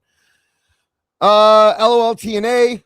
Just TNA is always going to be, right when things get going good, they're going to do bad. Who wrote this? A 14-year-old? No, it's aggregated from a bunch of different people. So okay. Paul Bearer creepypasta. There was a Paul Bearer creepypasta, and people said it was true, and it wasn't true. Okay, this one's interesting. Kevin Sullivan framed Chris Benoit. What do we think, guys? What are we thinking? Kevin Sullivan, you think it's possible? He's a Satanist. We know that. He's I don't think he's got that much time on his hands to put that together. Like, I don't think he back cares that then. much. I mean, Maybe. I don't know. What do you think, Awful? He was he very getting creative. Was he getting booked? Yeah, I used to believe in it. Not fully, but I tell you what, at the time when everything was still like raw, it was just like, oh yeah, Kevin's behind this somehow. But then you come to find out, like, what was he? He was like completely somewhere else. Yeah, there's like hey, logistical listen, evidence that points against it. But, yeah. Well, shit. I guess if you're gonna you can't track legal witchcraft. evidence. Yeah, I can't track which he was in 2 places at once. Yeah. Yeah, no, it's like one of those things. You're like, oh, I totally believe that, and then like they give you some real evidence. Oh, well, shit, that blows that story. I think, yeah, that's funny. I don't know. I definitely used to. It's believable until you get the right evidence. Yeah, no. I used to believe it, and I wanted to believe it. Yeah, it sounds good. You know, You wanted it to be more morbidity. It would because you knew it would make a really good movie one day. No, Yeah, you're not kidding. There It still can. There was a period where like I didn't want to admit that he could have done. You know what I mean? Like I was still younger, and I was like, I can't imagine that he would have done this. It's impossible. It had to have been something crazy, right? But then you get older and realize people are just evil. Like there are people who are just evil. So sometimes and really like he lost his mind. He already had like the CTE was the big part of it, but like his mind, he like if you see enough documentaries about him, his brain broke when Eddie died. Like it broke him, and like he never fixed it was never fixed, and everybody was on borrowed time from that moment. It's just what happened. Like it's just the truth, dude. He snapped. Like when you see those videos, and he is a different person behind those eyes. Do you guys suppose that Kevin Sullivan was broken up that day, or what? Or was he like, what's for dinner? I would hope he'd have moved on, but yeah, I don't know. Yeah, I don't think Kevin Sullivan. I do like, and what's funny is that the conspiracy theory really got out there because Hulk Hogan's just like, yeah, man, that guy's crazy. Like he was just, Hulk Hogan's lies, dude. It all comes back to a Hogan story, man. There are these alternate. Every one of these fucking things traces back to a Hulk Hogan fucking interview. The thing is, I think Hulk Hogan really believes that Kevin Sullivan did it. I think that he believes that. I don't think that's a lie. I think that is Hulk Hogan being like, yeah, man, I've looked in that man's eye. He is weird. I absolutely did it. Legend of Doom was a real place, brother. I totally believe Fort Knox is empty, dude. Yeah. So no. The question is, do you believe like Hogan believes everything that he's saying in the moment? Like no. I think that believes that one. I think he believes. Yeah. I just wanted the distinction. Thank you. I appreciate that. I do think Hogan's probably a conspiracy theorist. Because no, for sure. When you get into the business, you kind of have to be like. I mean, like one of those you gotta believe me about Sandy Hook, dude. Everything's a work, brother. 9/11 was an inside job, dude. Like at least in the 80s, work to him. Yeah. At least in the 80s, you kind of had to be black-pilled to wrestle, right? I mean, Oh man. Okay, dude, so brother, that was thermite. So telling you, dude. We also have fuel doesn't burn that hot, brother. Building 7 went down on its own, dude. Now I want this. We need an AI of Hulk Hogan doing like 9/11. Hulk Hogan hosting a conspiracy theory. Revisionist history by Hulk Hogan. Yeah, I'd watch it. Nowhere near 6 million, dude. I'd subscribe to his streaming. Earth is totally flat, brother. Let me show you something, dude. We never went to the moon, bro. There's an ice wall, brother. There's so many episodes. It's running through my head. Oh my your opinions God. intrigue me. I'd like to sign up for your newsletter. Yeah. That flag was waving, brother. Kubrick, dude. He's the director, and I'll show you where it connects to 2001: Space Odyssey, brother. Capricorn 1, brother. Oh my God, I'm dying. If you're enjoying this quality Grassy content, knoll, dude. Make sure you are dropping a like. If you guys want to give us any of episodes. your favorite wrestling conspiracy theories, give us a super chat. We will read it live. But let's move on. So the God Shield bless. stalker. I mean, it's not really that interesting the story, guys. The Shield had a stalker. Okay. Okay. AJ All. Okay, so that is a webcomic about WWE's first foray into adult pictures. Oh. I don't really know why it's here, but okay. Didn't the I thought Divas something have a completely calendar different. though? Oh, multiple calendars. Yeah, no. This is like Swimsuits and- they mean like porn. Prawn. Well, I'm like- sorry, am I getting? yeah. Well, I remember they almost made a casino at one point too that they were in for, and then they didn't. Like Yeah. there was a lot of they were making a lot of weird business moves at different points. They also do you want to talk about their pay-per-view with Girls Gone Wild, or are we just gonna forget about that? Yeah, I mean that guy got arrested and that went away real quick. So- Those commercials used to be everywhere. All right. Nash was graped. This was I think this might have been Iron Sheik. I do remember this rumor going around, and it was no, you know what? I think it was from the sleaze list. Which if we want to see more about that, go over to This Is Awful. We did a whole episode on that. Way to go, Tony. But yeah, Nash was graped. Did you do some of these? I am gonna kind of like I don't know who Perito is, so I don't really. Dave, well, you got to learn and you got to study like Dave. Dave Yeah. knows who that is. Batista's dick. We all know about Batista's dick. Everyone asking What about about how it? big Batista's dick Yeah, is. what Oh. about Heard it? that joke? Just I know everything, it like, from it the wa- wrestling shoots or whatever, but Yeah, the conspiracy theory is that he has the biggest dick in the world, and that's why everyone asks how Oh. big it is all the time. Right, 'cause So, that's what and that's what broke up John Morrison and Melina back in the day. Was Batista's dick. Right. I do love this one. Hulk Hogan Black Magic. Has anyone heard this before? No, God. that he was destined by God to be Hulkamania. No. Okay. By the way, this is not AI. These are actual, brother. most of these are actual conspiracy theories or inside jokes among the internet. This is not AI, Matt. But so there was when back in like the 80s when people weren't like they didn't really know about wrestling as much, and the satanic panic happened. Some of that said that Hulk Hogan was satanic in that he actually used black magic to win his matches. And that's why he was so good. Okay. And that was how they connected wrestling to the satanic panic. Okay. They tried to loop everything in there. Yeah. Right, They were yeah, connected they were with trying to MTV. anything kids liked, they wanted to make satanic. So they Yeah. said that Hulk Hogan used black magic to win his matches. So And you listen to ACDC because that ACDC was the main devil band. Oh man. Yeah. you got Mexican cement rings. Does anybody know the old story about how Mexico would make their rings out of cement because they couldn't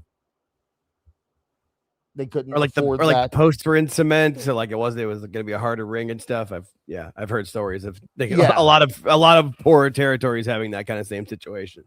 I don't know what BritRes, I can't say that word, PDF file is. Do we want to look that up? I know. Who? No. I think that's just what's his name? The guy who was taking the Marty Scurll. Is that just Marty Scurll? It's all of them. It's right. it's That's how to say like all of those guys. it's just all of the Yeah. British wrestlers who got caught up that. The real Mystico, the idea that he died and then got replaced by a new Mystico, and that's why he became good after he left WWE. Excuse me. The Paul McCartney treatment, huh? Yeah, basically, He got McCartney. Dude, that's a great conspiracy theory, by the way. Oh I yeah. love it. The Paul McCartney thing. Yeah, yeah. There's Yeah, another Paul. Hogan episode talking about the album cover, brother. He's not wearing shoes. He's not wearing shoes, dude. I'm telling you, this is a thing. I'm sold on this. We need to get the life rights to Hulk Hogan so we can start making. You know these what? things.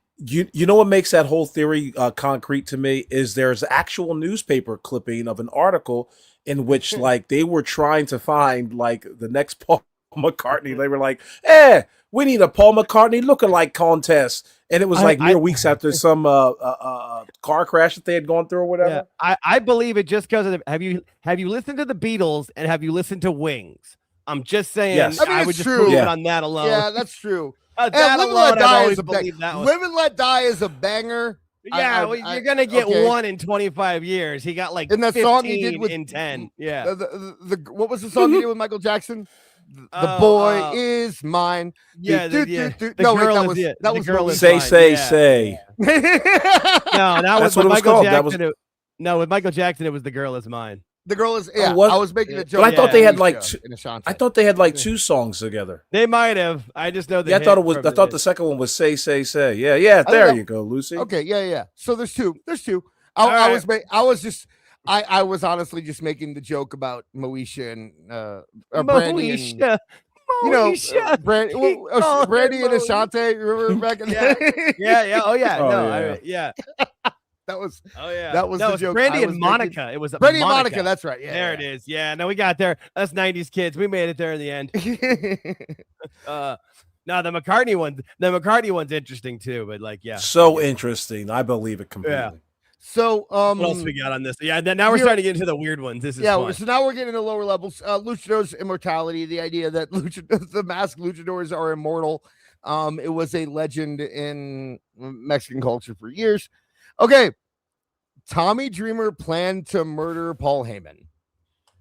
Well, we already know. Oh about Yeah, that's not a conspiracy theory. Tommy Dreamer explained this. So I don't really know why we'd have to talk about that. Antonio Pena was gay. Yes, I've heard that. Have you guys heard that? Makes no difference to me. Yeah. I don't know why why that's a conspiracy theory. Okay, this one's kind of interesting. The Lucha Feds work with cartels. Now I don't know why this is lower than the Yakuza one. I mean, probably because most of the cartels own the main businesses, so they probably have money in it somewhere. Oh, if it's a cash business, it's easy to launder money. So I mean, I think everything. Yeah, like right. Yeah, it's like so. You just tell me a major city works with the cartel. Okay, the World Cup's in 3 cities in Mexico. I'm sure something's working with the cartel somewhere. It's part of the deal. You think TKO's working with the cartel in some form or fashion? Probably to keep them out of like they probably paying them have off to keep them out of AAA's business. I would assume. Mm. There's just like a slush fund somewhere to just yeah. just over there. Crazy how we'll never know about that. That's crazy. Brandon Thurston should be investigating that, but he's stuck on jail. You're not kidding. Drop the Janelle Grant shit. Leave that shit to This Is Awful, and just focus in on trying to see if the cartels work with TKO. Well done. Great drop. I love it.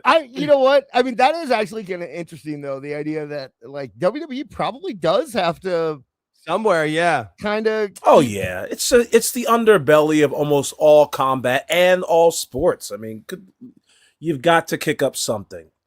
You got to kick up something. You're in our territory. We could kill 4 people right outside of the locker room, and now your whole business is shot. Like, what are you gonna do? Like, so you got to make sure that security's tight. You want to continue on with your triple A show, Undertaker, Mark Calloway. Just easier, and they're way not, easier. Yeah, they're not asking for a ton. It's like the Godfather. They're just like Godfather, and they might be overpaying them. It might be like one of those things where like, oh, the cartel is just like, oh shit. Do we want to talk about how? Sure. Do we want to talk about how WWE was clearly involved with the? I mean, can I say mafia on you? Say it, goddammit! Yeah, you can say it. Clearly involved with the mafia at one point. They had to have been.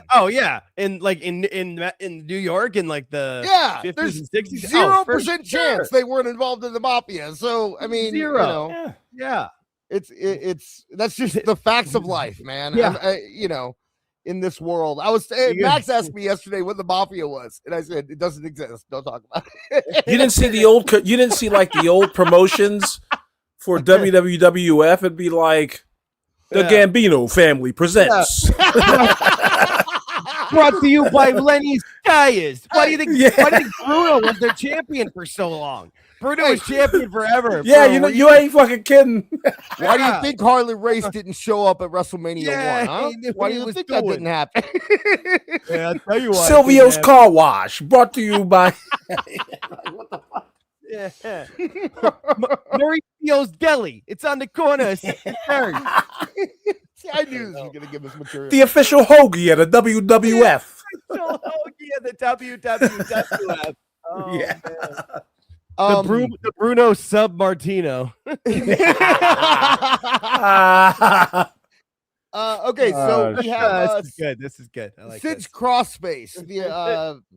That is that Sid was forced to tap out to Chris Benoit because Chris was going to WWE and they didn't want him to go to WWE, so they had Sid tap out to him, and then because he didn't want to, so later Sid started using the crossface as his move, as kind of a FU to Chris Benoit. I don't understand why that is this low on the. I guess it's really not that low though, right? Like this is pretty, still pretty surface level.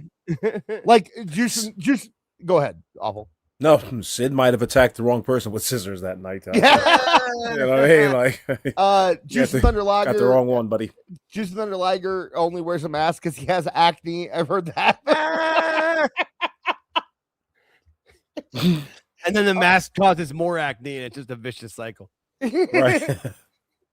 So there is one that TW, that is Total Extreme Warfare, is used by Tony Khan as a booking tool. I have talked about this plenty of times. Total Extreme Warfare is a game where you draft wrestlers and book shows and see how it does.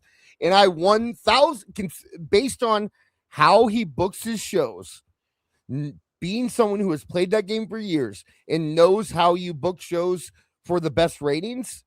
I think he 1,000% uses a booking simulator to book his shows. I don't think that it's even questionable. Yeah.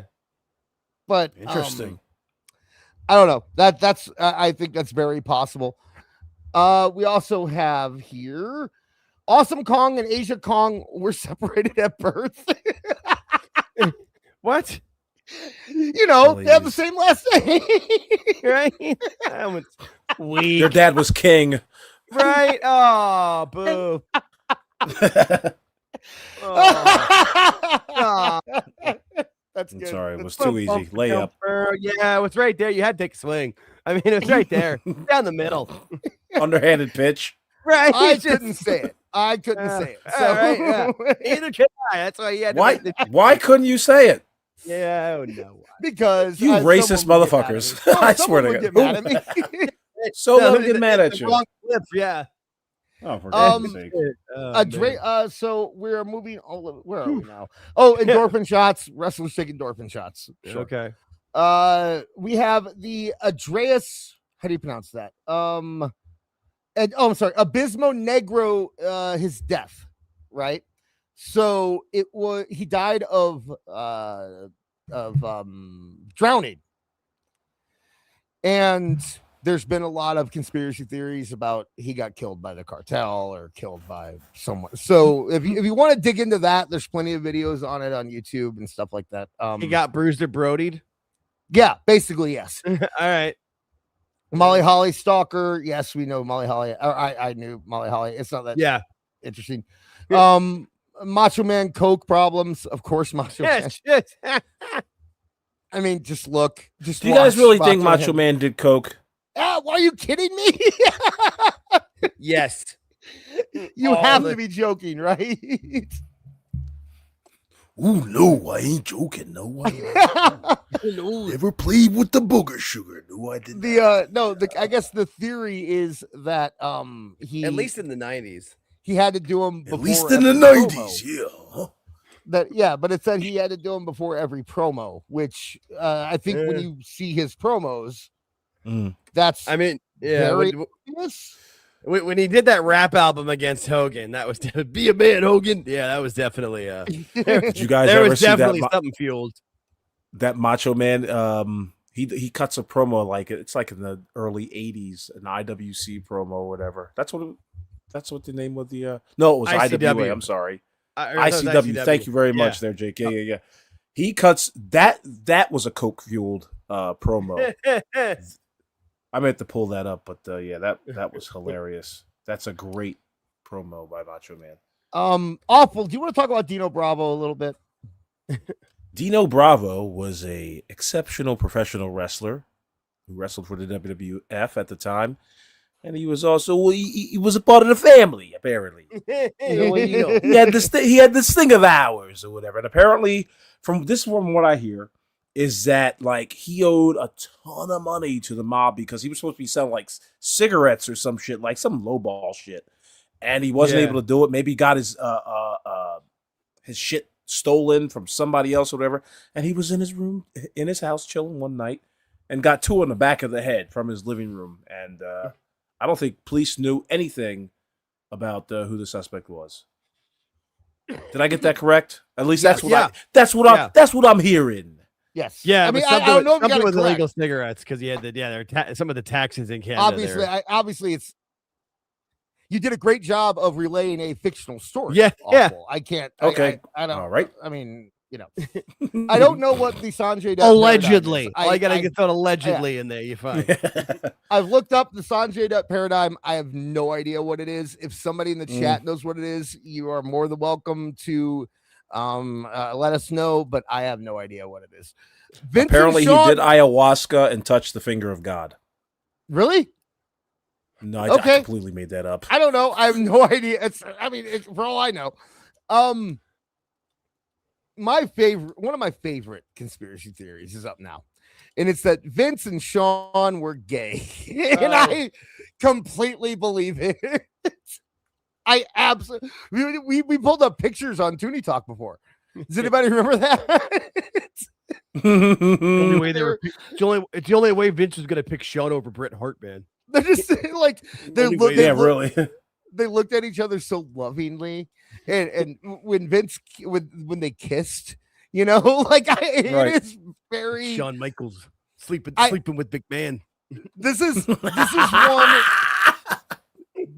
one that I actually I will buy if I would not be surprised. I'll say that I would not be surprised if that was I kind of feel the same true. way I feel about the Tommy Dreamer stuff, where like if you show me some concrete evidence, I am willing to take part in this conversation. Everything has been circumstantial, and it's like I could see you could think that way, but yeah, no. If you give me some evidence, I'm ready to talk about this and make fun of it. Just like go back and look at the old Tooney Talk episode. We did an episode where we talked about this in depth, actually. In depth, brother. And there were some good bits on it too. I believe Marv had some good bits on it. So Imagine the Montreal screw job was determined by maybe an alleged blow job. Like the Montreal screw job decided in the Montreal Hilton. Yeah. One of the guys gave me teeth marks. Guess what it was? Moving on. Lucha masks are parasites. Can you guess what that means, Awful? Do you want to just take a guess at lucha mask are parasites? I don't want to think about it actually. Now that I think, because like the most gory, grotesque, gnarly images came to my head. Like as soon as the idea El Grande is Americano takes off his mask, there's tapeworms all over his forehead. The conspiracy theory is that lucha masks are like alien, like Venom. Think Venom in Spider-Man. Oh God, that's even better. Like a symbiote. Yeah. So that's kind of the wrestling, the lucha mask thing. I like that one. Paul Heyman was a in a German sympathizer. Oh. I'm pretty sure his mother was in the Holocaust. Yeah, that's why it's a conspiracy theory. I don't really love that one, but yeah, Vince Russo was sent to destroy WCW from within. Yeah, I mean that one we've all heard from day one, right? If that was true, Vince Russo would have come out by now, right? I mean, Right. yeah, yeah. You would think so because he can't lie. I mean, maybe he doesn't realize that Vince did that. Vince didn't tell him he sent him down there that way. Okay. He just knew his ideas would be bad. No. I mean, it's yeah. I don't believe it. Okay, but at the time, who believed it? I mean, I could see it being believable, but I mean, pretty much once they told the stories of that, Russo left because he didn't want to write SmackDown. Like, and I'm pretty sure he like announced that, or like, didn't he say that on WCW TV? Yeah. I'm pretty sure that was always known. I mean, I would like to believe it. It's a fun story, but I mean, I'm pretty sure Russo condemned that pretty much from the beginning when he was being interviewed on WCW TV. I think. Do you think he would have admitted it by now? If it was true, absolutely. What do you think, Awful?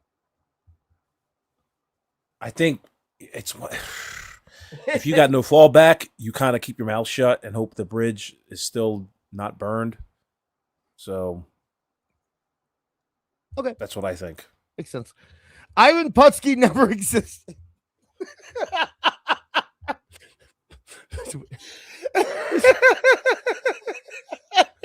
Wait, so we have two Ultimate Warriors, but we only have one Ivan Putski, or negative one Ivan Putski. Yeah, we have negative no one Ivan Putskis. Ivan Putski, or Putski, I guess.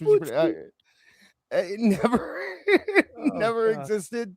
I don't know exactly what this is. If someone, I imagine that it is a meme of some sort. Yeah, I don't. I looked it up. I looked it up on Google, and Google's just like, no, Ivan Putski definitely didn't exist. We have all this evidence. Yeah, but I want the one thread that says he didn't, though.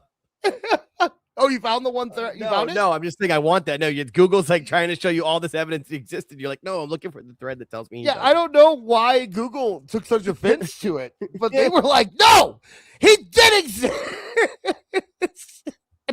If anybody's heard this somewhere, I would really like to hear it.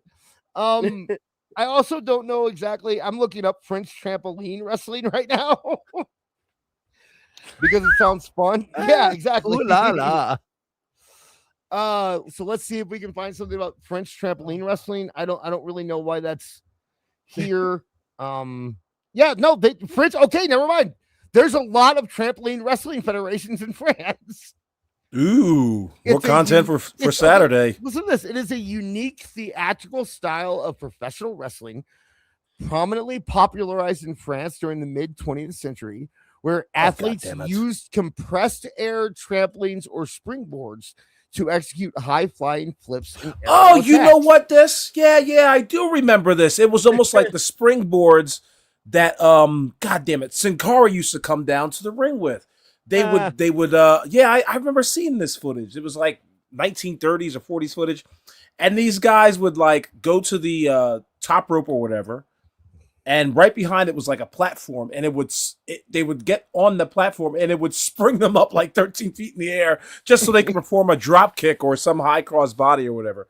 Totally wild shit. So we need to look this up, right? Oh, yeah. Don't Definitely. anybody show that to the Young Bucks. It'll be on Dynamite next week.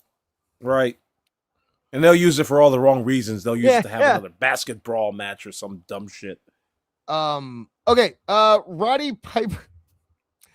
Piper's manservant. Awful. You want to give a deep dive on this one? Wasn't it his kid that was found out? Was it? Not that he did anything wrong with his kid, but like the rumor was, it was just like, oh no, I'm sorry, I'm fucking up. It was like some strange character that would always carry Roddy Piper's bags, correct? Right. He basically had a young boy. Okay. That was the thing. Was he fucking him or what? Well, I've heard that it like there were more like it. You know, it wasn't always the same one, and that. Like, if you go back and watch, do you remember the TNA interview where he did with Vince Russo, where he basically accused Vince Russo of killing Owen Hart? All right. Yeah. Okay. If you watch that interview, there is a guy there, and that was apparently his young boy. And the rumor was that go ahead. Sorry. But like, I always heard that it was like a rotating thing where he always had one, no matter where, at any time it was different people. and that the boys would always make jokes that they were doing stuff. So I obviously we don't know if it's true, but I've heard that Roddy Piper was, when he was young, was a part of some youth group. And as he grew older, he wanted to give back to this youth group.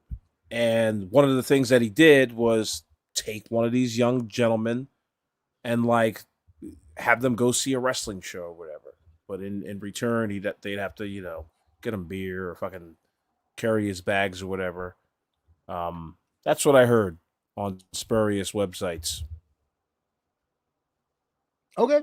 No comment. Okay, all right. I mean, I've got nothing. I definitely heard. I got nothing either. That's all I heard. I heard. I mean, Piper was homeless, and I definitely heard that he, you know, had incidents growing up. Sure. So, Yeah. You know, Well, he was like a part of a boys' club or some shit, right. and that was like really instrumental in making him, you know, I can't say straight as an arrow, but you know, made him out to be, you know, more than what he could have been otherwise. But yeah, apparently he was giving back to that group of young people. I had no idea. Okay. So we have what are we at next? We are at the Supreme. Excuse me. The Supreme theory. The Supreme theory is there was a deathmatch wrestler named called Supreme who tried to say that the best stories in wrestling are told through ultra violence, and that it was that the idea that you know had to actually like work in a match was ridiculous because the only thing they responded to was the ultra violence aspect of it. So that's right. I don't know why it's on here, but that was, unless there's something I don't know about, that was the Supreme theory. Divas division was a plot to discredit women's wrestling. I mean, yeah. Like, is that a conspiracy? I mean, I can't. What it was. I mean, that's what it turned out to be in hindsight. But I don't think that they were trying to in the moment they were trying to like. Yeah, like but also that's throwing money out the door. It steadily increased its way up though, and like through Total Divas and stuff. How many wrestlers now talk about how that's like what got them into wrestling? You know what's kind of interesting about that? It built on its own as it went through its time. What's kind of interesting about that is that like watching, I was just thinking about this while I was watching Roxanne Perez. I appreciate Roxanne Perez and Liv Morgan because they wrestle like women. Like it you know what I mean? Like you get so much when you watch wrestling now, all these women want to wrestle like men. They want to wrestle like the men do. But when I watch Roxanne get on top and just flail her arms and scream and smack people or what, you know, it's like it's different and I like it. I appreciate it. You don't have to be a superhero. You don't have to act like a man. You can be a woman and still be entertaining as a wrestler. I don't know. There's something to it. I don't think I buy it. I don't understand. Didn't Sensational Sherry teach us that? Didn't you know, Gail Kim teach us that? I mean, I could go on forever. Alundra Blaze. It's not like she wrestled like a man. I mean, Alundra Blaze a little bit. I mean, more so than the other two you mentioned. No. She was just more hard hitting. She was probably a little stiff, but that doesn't equal masculine. You know? I don't know. I find myself more interested in a women's wrestling match if it's not just something I could see when women, if she's on her period, when men wrestle, you know what I mean? Yeah, I find it more interesting if women are on their period while they're wrestling. Just as into blood, but just different types of. Never mind. Moving on. Do you know the brass rings theory? No. What? It's not that interesting. The brass rings sure it theory is just that WWE brings up the brass ring as a way to keep down wrestlers that get popular when they're not supposed to. And that's old Vince days. Like it was just one of his Vince's phrases. He liked his weird phrases. And brass is not that precious of a metal. Like they should already have known right off the top. Like brass, don't they make saxophones out of that motherfucker? Like, what are we doing here? Okay. Awful or Jake, one of you two, which one's going to do it? Which one wants to look up? Who's got it? Who can do it quick? Who can do it quick? We're What ready. do we, I don't. What am I putting in my algorithm here? Hang Jake, on. look up Great Khali Epstein SmackDown files. Indians. Okay, The word- Great What was Khali SmackDown in Great Khali SmackDown Indians in India. Sorry. Jesus. Were they like edited to make him like the good guy? I don't know, but I'm having to look it up. But while you're doing that, I'll cover these other two. WWE died with WCW. Okay. I mean, I've heard that before where it's like, yeah, it's just, it's snarky shit. This one sounds like love. Wrestle Cultics or I do. Cultaholics. I shit. love this one. Crushed leaves. Does that mean anything to anyone here? No. Awful. Crushed Does crushed leaves mean No. anything to you? Tell us what it means, because I've got no idea.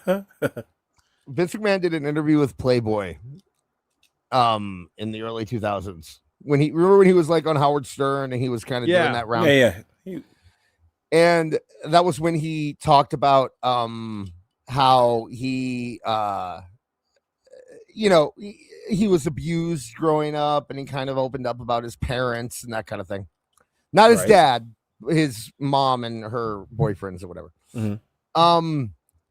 But he talked about his first sexual experience. Anybody want me to? You can stop me if you want me. If you want to stop me, Motherfucker, if you don't continue on with this story. So he took a lady out into the woods, as one might do back in that day, and he heard the leaves crunch as he laid her down onto the ground, and it made him feel a certain way.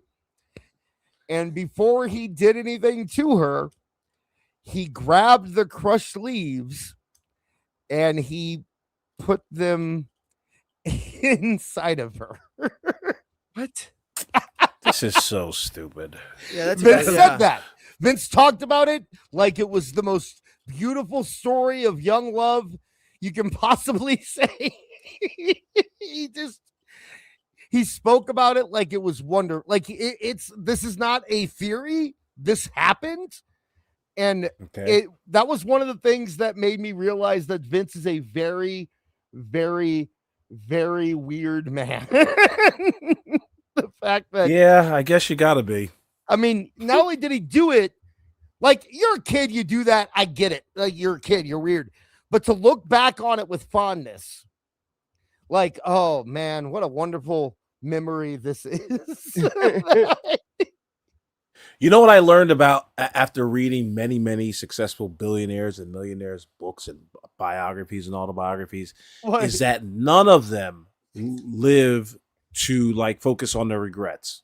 Like they do not spend 1 second thinking about something that they did where it might be untowards or a little bit embarrassing, because they believe all that shit led them up to wherever they're at that point. It's the craziest mindset, but not a lot of people share that mindset. It's called narcissism. Yeah. That's what it is. That's clinical narcissism. You just, that's how they do Some it. good comments in the chat. At least they weren't pine needles. Oh, yeah, you're not kidding. I was worried they were poison ivy. Like, how much further we're into Vince and crushed leaves? Like, what else is in this? Like, Regina, you're gonna have to give me money for that one, Red Girl. I'm kidding. I'll read it. Because it's really good.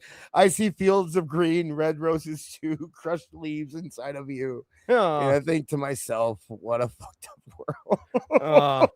Well, I was gonna sing it, but no, we don't need it. We don't need all that.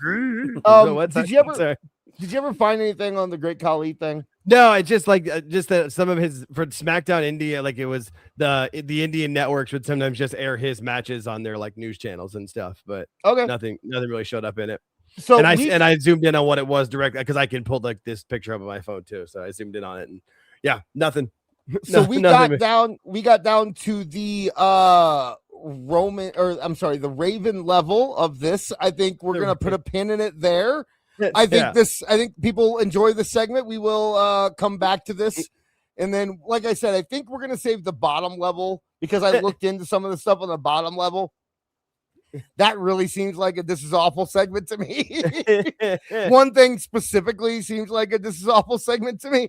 So we'll probably save the bottom level for that. But we'll come back to this because we are running out. We still got a game to play, guys. Let's do it. This game, I am very, very, very proud of this game. So I read a quote from Steven Seagal, and I realized that it sounded like it could have come from the Ultimate Warrior. And then I realized that it sounded like it could have come from Sun Tzu. So I made a game, and it's called Warrior, Seagal, or Eastern Philosophy. I will read you a quote. You will tell me if it is from the Ultimate Warrior, Steven Seagal, or Eastern Philosophy. Thank you guys for hanging out. Make sure you are dropping a like below. And if you anytime during this you want to make guesses, if you give me a super chat, we will read them as you give them. But let's take a look at the first one. Here we go. And okay. Should I read this as the Warrior? Do you think that would be the best way if I read all of these as the Warrior voice? No, just the darkness must be accepted before the light can truly be seen. It's either that or you have to read them like Steven Seagal, like the darkness must be accepted. Yeah. I mean, you know what? Should I just alternate? Well, I can't alternate because we know the darkness must be accepted before the light can truly be seen. Awful. You won last time, correct? I believe you won your first game last time we played a game. So I think I did. He beat me in The Price is Right. Yeah. Yeah, he beat you in the price. What was called similar to. No. Pulled it out at the very end. So I'm going to let you go first on this one. The darkness must be accepted before the light can truly be seen. Is this the Ultimate Warrior, Steven Seagal, or Eastern Philosophy? Now they're not all three, correct? Correct. Yes. Now, All some right. of them, I will say, some of them are paraphrased because I like if they referred to themselves or something like that, I had to change it to something more general. But for the most part, they're pretty word for word. So, Okay, so I'm gonna say it's gonna be the Ultimate Warrior. this one's the Ultimate Warrior. Okay, gotcha. Oh, Jake, what are you thinking, sir? I'm gonna go with Eastern Philosophy. Okay, we got the Ultimate Warrior. We have Eastern Philosophy. You and ask if Steven Seagal is a Buddhist. I believe he is, but I don't think being a Buddhist means that you're actual Eastern Well, and didn't he like make up isn't he like what he's a black belt in, like doesn't actually exist or whatever? Like he kind of made it up. Yeah. So yeah, he's I love do you remember the old Howard Stern story? Awful. Do you remember what I'm about to say? Talk it. Yeah, Eastern Philosophy is not just Buddhist. It is I included all of them. But yeah, do you remember what it was, Awful? It was from Rob Schneider.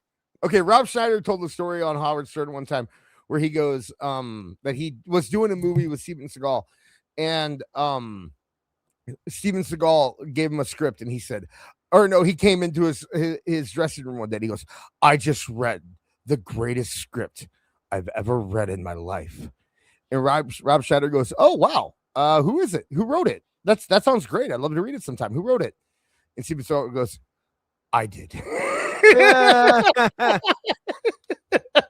Yeah, he's the douchebaggiest.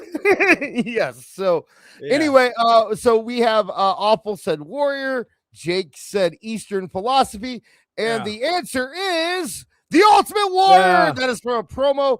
I believe it was about Dino Bravo. No, actually, that one was his. That one was taken from. No, you know what? That might be actually. Yeah, there was one of them that was from like Dino Bravo or something, and that might have been it. But yeah, Ultimate Warrior did make that quote that is from one of his promos. Next up, we have to know that you do not know is best. To think you know when you do not know is a disease. Was The Ultimate Warrior, Steven Seagal, or Eastern Philosophy? Awful. You got it right last time. So you get to go first. Which one is this? This, my friend, is Eastern philosophy through and through. In fact, it's yes, it's verse 23. You probably could. You're such an asshole. You probably could No, tell I'm me joking. what it was. I bet. Jake, what are you thinking, sir? You can say the same answer. If you think, if you agree. but that's no fun. So I think it's too. I think it's too wordy to be Ultimate Warrior. I think it's Steven Seagal thinking he's trying to think he sounds smart. Okay, so you think it is? Yeah, I mean Eastern Seagal. philosophy is probably it, but I'm gonna go with Steven Seagal for fun. I'm not trying to guess the same answer. We only get it's Eastern philosophy. Yeah, it seemed like it. It was Chang Nice. Chawang Zhao I got or it. something. I don't know, dude. It was a Eastern philosopher Sun Tzu who said that one. Awful. 2-0. You have a nice Damn you have right. a nice lead here going in.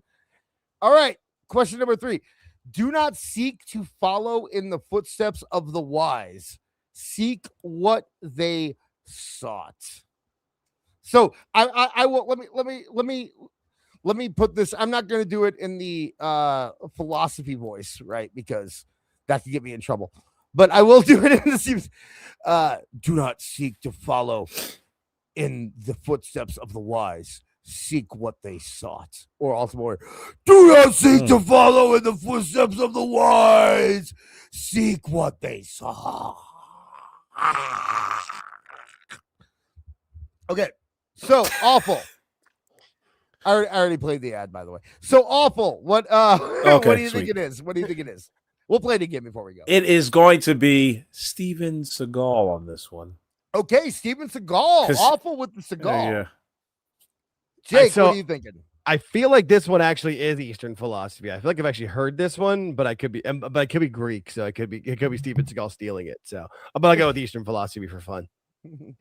I love how Erica in the chat is very OCD because she's telling me that the pictures are in the wrong order. Yes, I know that they're in the wrong order. I apologize. I wasn't really thinking about the order. Like That's I did funny. the picture first, and then I go, "What sounds better?" And I made it the way it sounded better. Funny. I didn't even notice that. Think That's about great. it. That is definitely an OCD thing, and I think it's hilarious. Okay, Jake, what did you say? What was your? I went with Eastern philosophy. Okay, and awful said Seagal. Chat is actually mostly going for Seagal, except for Regina Sharp, who went Eastern philosophy. The answer is Eastern philosophy. Hey, it's on the another board. All right. It's another zoo. Like a lot of guys with the name S. How do you pronounce that? Zoo. I always pronounce it it's like Zoo. Shun Is it Zoo? Tzu. Yeah. Okay. It's Sun Tzu or a lot of Eastern philosophers have that last name, and this is another one. And I had it remembered before we started, but it's been a long time since then, so I apologize that I don't have it on. I know there's one with an M in there too that starts with it that has the same last name. I've studied a bit in school, but this is also like 22 years ago. So okay, so here is the next one. The ultimate weapon is a calm mind capable of moving through chaos without friction. Jake, you got the last one correct. Yeah. It is now 2-1. I will let you go first. Do you want me to? Would you No, like this I've got to read in guess. any voice. No, Or because are you good? I've got a reason why. I'm guessing Steven Seagal because I remember like his whole thing is like he does like his whatever his martial art is, it's all based on other people's attacks and him deflecting them. So this is going to be like his way of selling it. Like, yeah, I've got a calm mind so I can. Man, Jake is working for this. That's you know what I mean? that's what I'm trying to think of. So that's all I know about Steven Seagal is he's a douchebag, and all of his movies are the same because he has to wait for you to punch him, and then he can do it. So he can't do any like attacking martial arts. It's only defense. All right, awful. What are you thinking? Like I said, you can answer if he convinced you. You can answer the same way and and that way you keep your lead regardless. I'm convinced that it's Steven Seagal also because this kind of like is a play on the "be like water" phrase from Bruce Lee. Oh, So yeah. he's Good. definitely Water, going to my be friend. like, let me make it more wordy this time. Yeah, it's smarter if you use more words. Good call. Yeah, Good call. Word Good salad. one. Yeah, word salad. Everybody gets a point. It's Steven Seagal. The only Awful. salad he eats is a word salad. Awful is in the lead 3-2. And since you boys tied 3-1. last time- How dare you? No, he got 2. He has 2 No, now. it's- Oh, Yes, okay. 3-2. You both got it. Yeah, right. we both All got right. one, so you still have the 1 goal lead. So now that would mean that Awful gets to go because he got the because Yeah. he's in the lead. So it defaults to that because I make stuff up and I do it like I want it. All right. So we have our next quote here. I have to blow the screen up. Sorry. The truth is a heavy sword, and those who cannot wield it will ultimately be cut by it. Would you like me to read this in any voice, or do you think you got it, Awful? Hell to the fuck no. I think it's gonna be the God. This sounds like Confucius or whoever that gentleman is in there. Why did I say Confucius say, yeah. But listen to this. Listen to this real quick though. The truth is a heavy sword. Like it could easily be the Ultimate Warrior. No, your Ultimate Warrior accent is unconvincing to me. I say it's going to be I think it's going to be the Eastern philosophy. All right, Jake, what are you thinking? Oh, you sold me with the Ultimate Warrior on that one. The truth is a heavy sword. Yeah, no, yeah. And those who cannot wield it will ultimately be cut by. Yeah, I don't know. Sure, why not? Why not? I'm It's pretty easy. I'm just saying. The next line was $1 Million Man. I'll be completely honest. I don't remember the answer to this one, but this could very easily be about Bobby Heenan. Okay, it's all I'm saying. Yeah, Jake the Snake Roberts. Yeah, seriously. Yeah. Ultimate Warrior.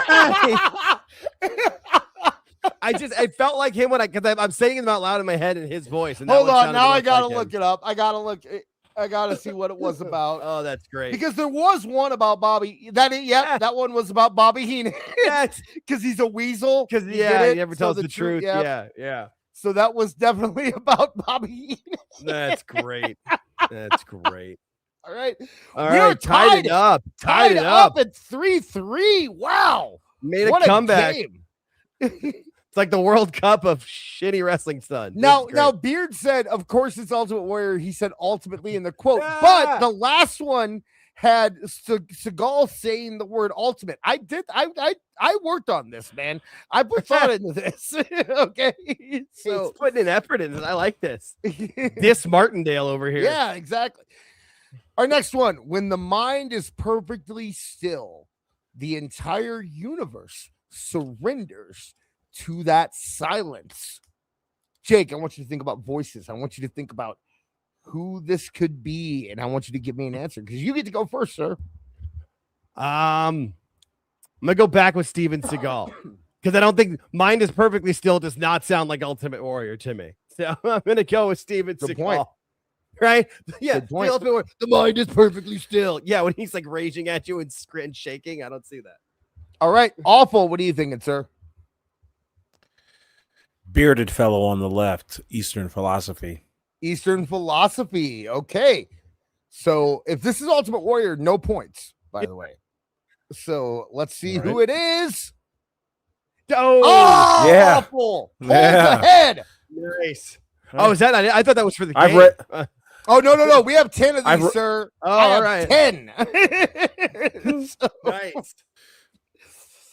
this was number As a former 6. Buddhist, I should know.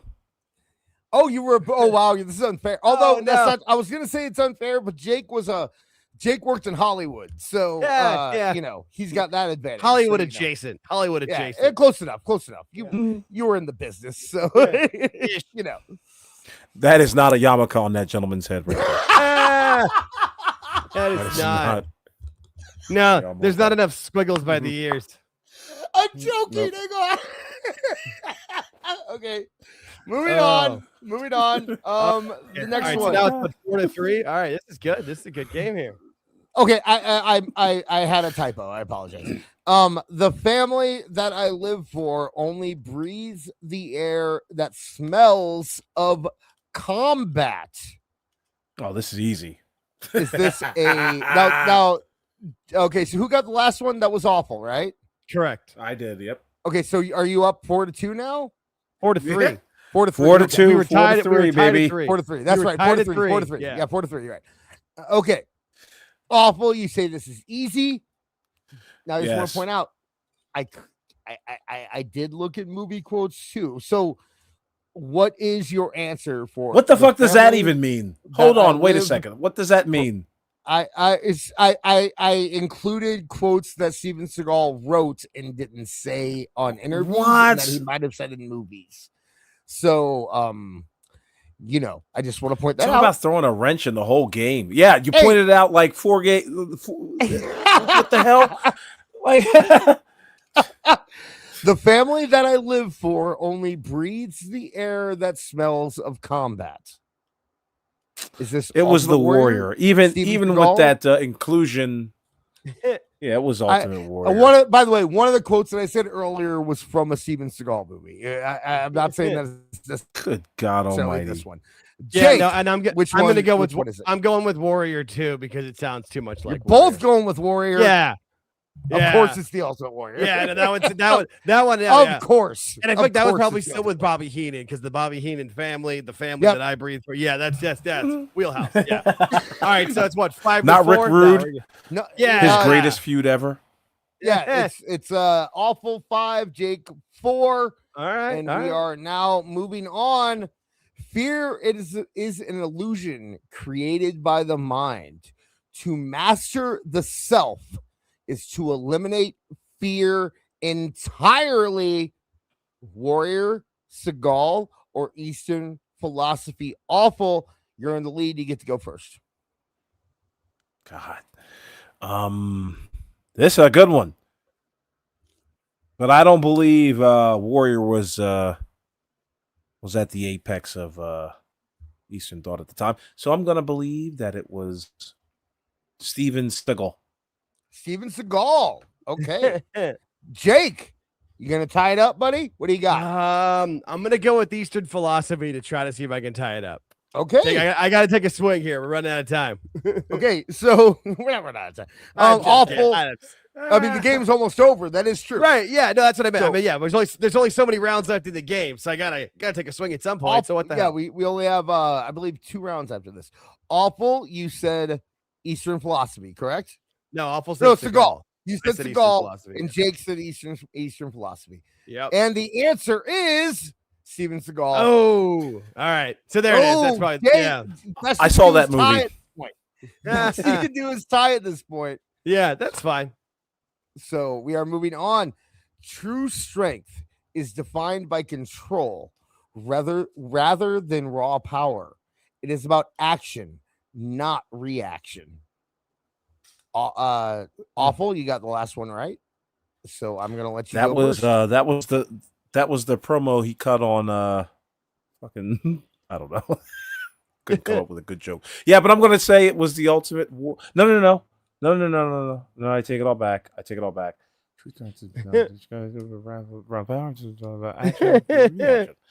Yeah, that's Warrior. That's fucking Warrior. Okay. Jake, what are you thinking?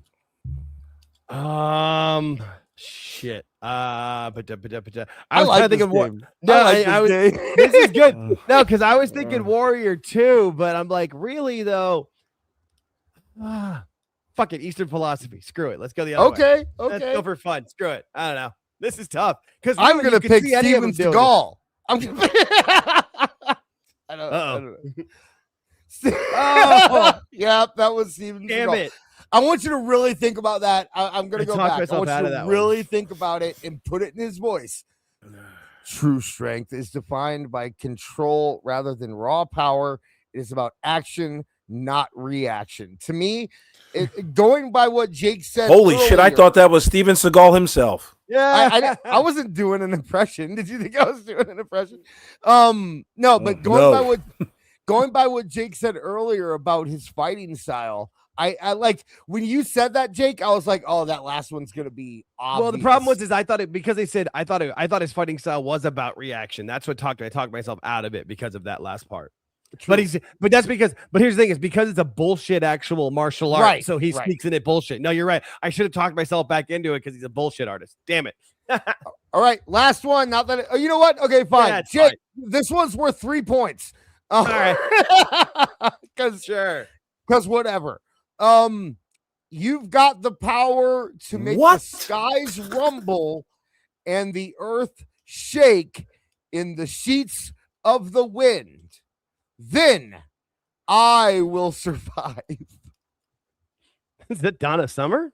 This is the most BS. Like this one. There it is. At first, I had this kind of in the middle, and as I was organizing it over, I just kept going, no, this has to be. This is the most bullshit quote I have ever heard in my life. Let me repeat it. You've got the power to make the skies rumble and the earth shake. In the sheets of the wind, then I will survive. Awful, you get to go first. Pink Floyd. No, I don't know. Goddamn. I'm going with Warrior. Yeah. Because that sounds like something that he would say right before WrestleMania 6. Yeah. And he's combining like 3 different things at once, too. Like he's combining the skies rumble, and the sheets of the wind. And then he closes it with Donna Summer, I Will Survive. Like it's Right before this was a quote beforehand that said, Hulk Hogan. Right? Or Macho Man when he was talking about that. Actually, you know what? I will say this is the second part of a quote. I don't know if that changes anything, but that is didn't change a goddamn thing. We just made a joke about it.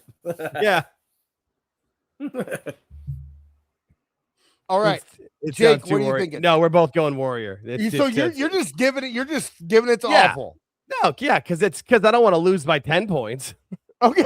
I'm trying to keep it close. No, because I think it's Warrior. I don't think it's got enough. It's definitely not the Eastern philosophy. So it's also yeah. It's too Warrior because he combines too much at once. Because he was just a stream of consciousness with his promo. So they were like sometimes be able to make a sentence, but when you break them up, it usually doesn't.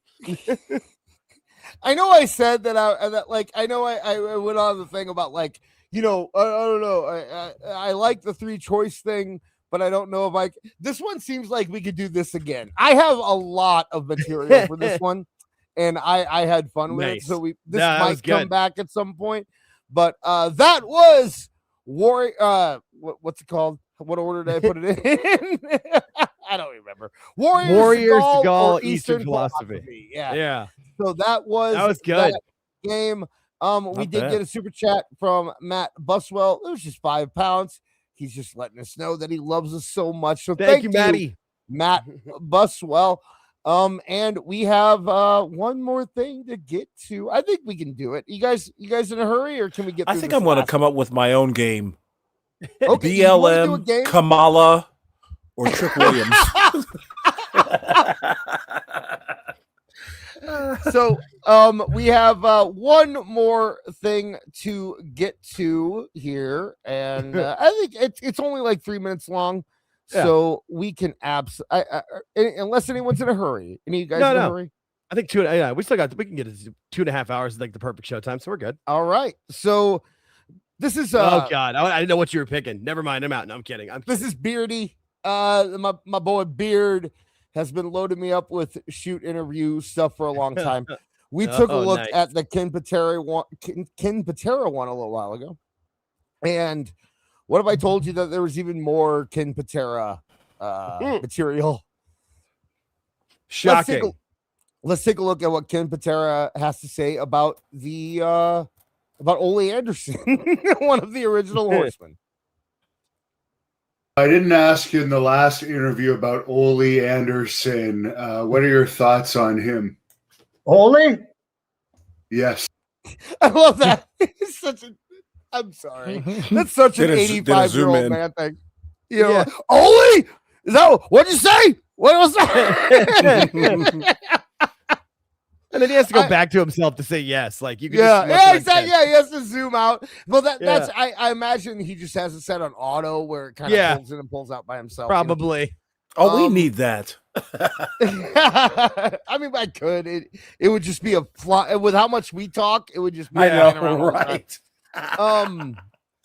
But yeah, I love dealing with a lot of older people. Considering where I live, every time you talk to somebody, it is what?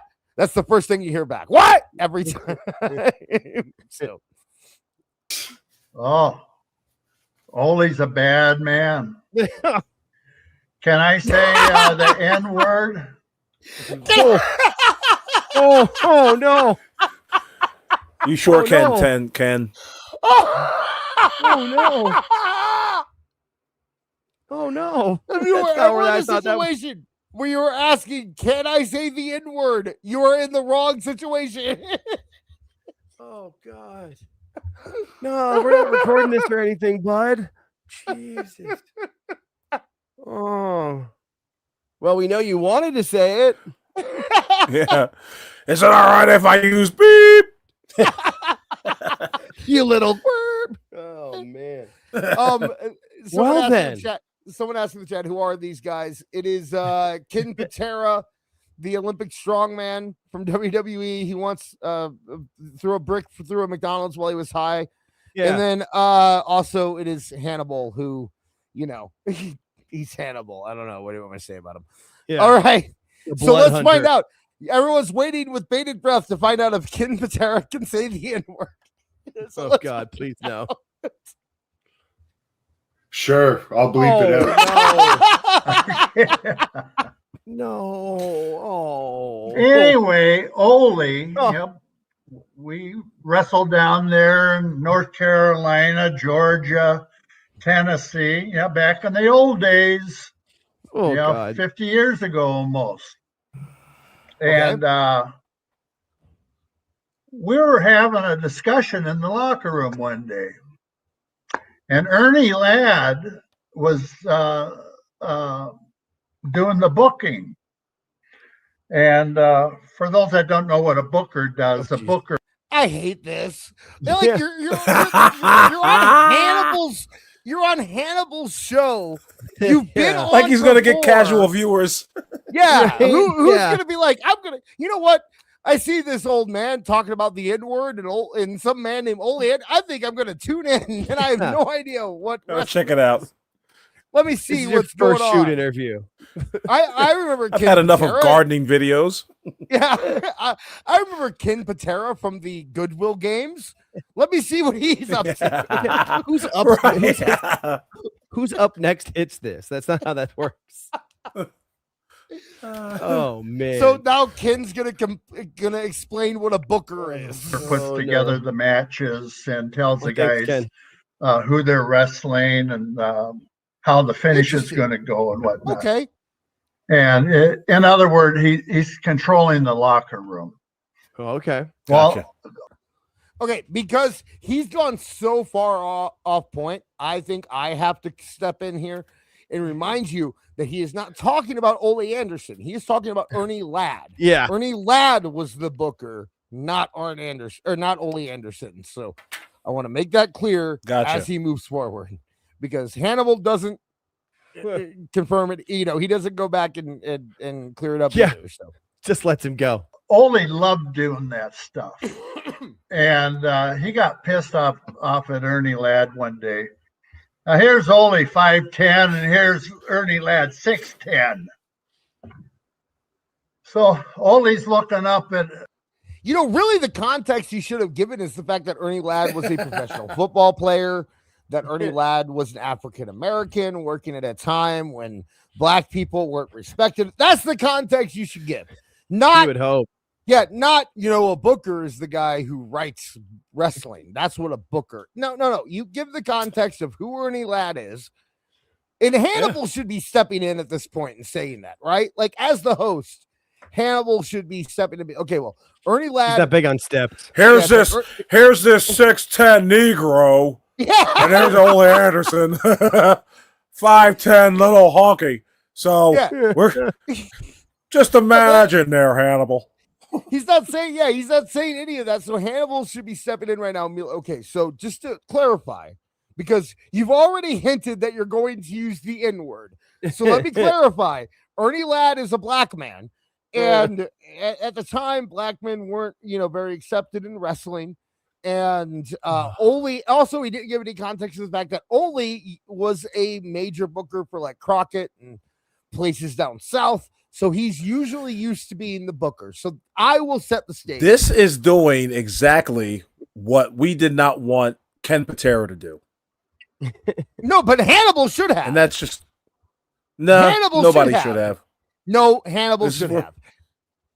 I disagree. As a host of a show, Hannibal should have set the stage. Well, you know what you're acting like? You're acting like the guy who interviewed Nick Piccolo.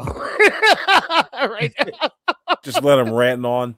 Yeah, you're leaving your guest out to dry, okay? Reel him in. Ernie says, "You fucking you don't even know how to put matches together. What the hell's going on here?"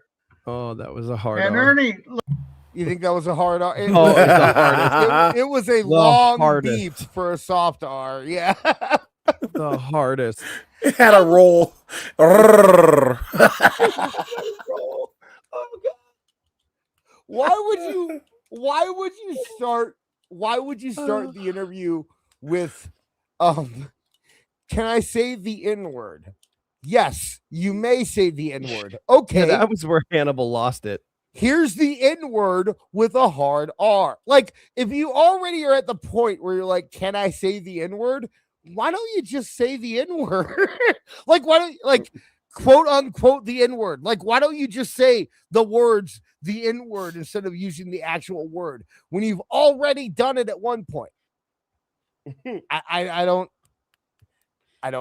get it. He clearly understands that it is that people will, Anyway, what were you saying, Awful? You were saying something. No, I've got nothing to say. I just want to. Okay. I'd like to hear the ending of this story. Oh, we'll get there. Don't worry. Surely Anderson ends up in the hospital. Isn't that the moral of this thing or what? Like, what the hell? The death of Ole Anderson. Yeah. looks at him. What are you talking about? This is a better program than you ever put together. So Ole said, "You dumb fucking, you think you can do this because you graduated from Grambling College? Anybody can graduate from Grambling." Hang on a second. Sorry. I had to blow up. Thank you, biggest Richard Cranium for $2 Canadian. That's real money. Mr. Patera. I'm sorry. I had to do the joke. Oh, college, man. because it's a college. Oh, jeez. I said, Jesus. I said, Ole, slow down here. But Ernie was laughing right along with everybody else. Yeah, I'm sure he was. Ernie loved it. Back in the 70s, that did. You know what Ernie loves more than anything? N-word jokes. He thinks they're hilarious. He threw on his top hat and jigged on out of there, didn't he? Laughing the whole way. Yeah. He's got his lips painted red. He's just getting a top hat. And Michigan J. Frog right back to the Booker's office. Yeah. Thank you, sir. Thank you for acknowledging me, sir. I'm going to... Like, come on. Ernie Ladd didn't love it. He was in a room full of you. Yeah. Okay? Oh, my God. Oh, Lord. That's one thing, dude. It's like triple dipped. He triple dipped it. I know, and then but like I love how he like acts like he's not like, man, Ole's a big dick because he said it, but I'm not a dick, but I'm gonna say it. But I'm still not a dick, and Ernie didn't think it was that big of a deal, but I'm good. I'm a good guy. The biggest advice Ken Patera ever gave Ole Anderson: "Hey, slow it down."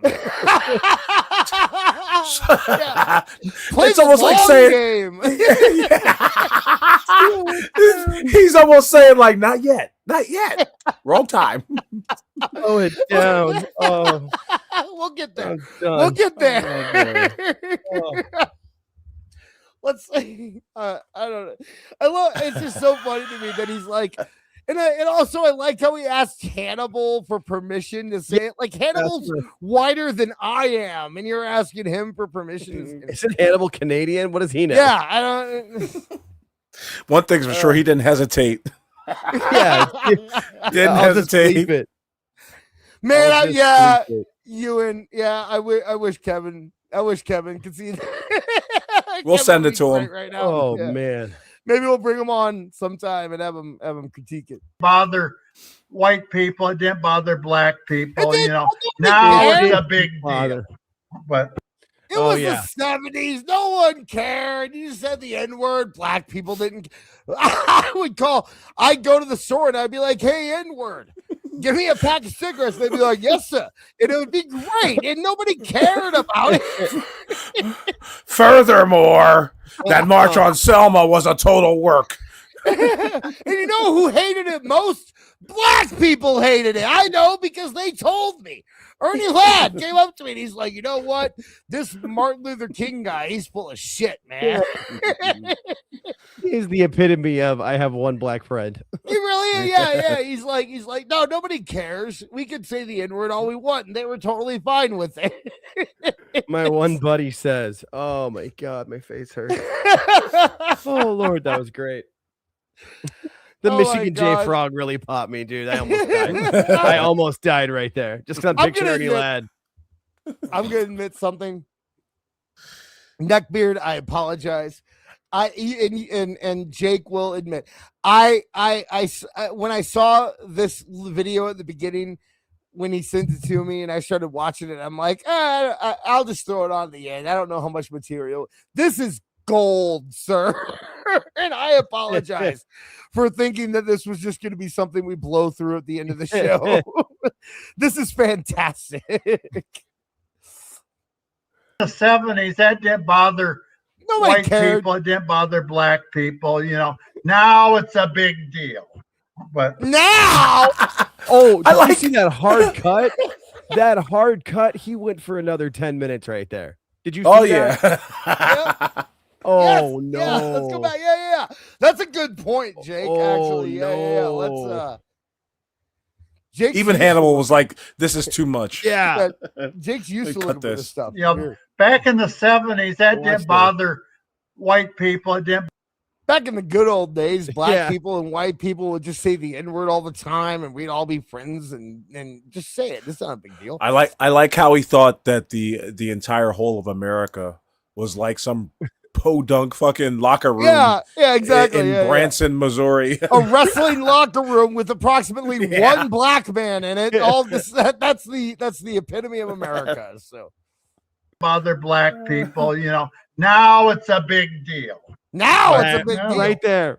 That hard On But cut. now, Yeah, Hard I saw cut. it. Yeah. I saw it. Oh, that's rough. Beard, I'll read this because he chose the segment, guys. You want it read, you have to super chat. Beard doesn't have to super chat. There are more Ken Patera shoot interview segments you can watch along to. Can I be your new it can be your new Dr. D and new Jack? I would love. I've loved both of these. Have Ken Patera you segments. have you ever seen the Ken Patera interview where he fucking verbally accosts Ralph or Rob Feinstein? He's like, Yes, "Hey, shut up! yes. Don't even fucking talk about that. I'm about to throw you out the fucking window. You bring that up again." I said, "Shut up about it." By the way, Great. okay, real quick. Rob Feinstein came out to defend Tommy Dreamer. And he's like, Awesome. he's working WrestleCon. Did you know that Rob Feinstein still did WrestleCon? No. Not Why would specifically, anyone go to WrestleCon anymore? Like all of these wrestlers we see like every wrestler works WrestleCon, and apparently Rob Feinstein is still organizing it.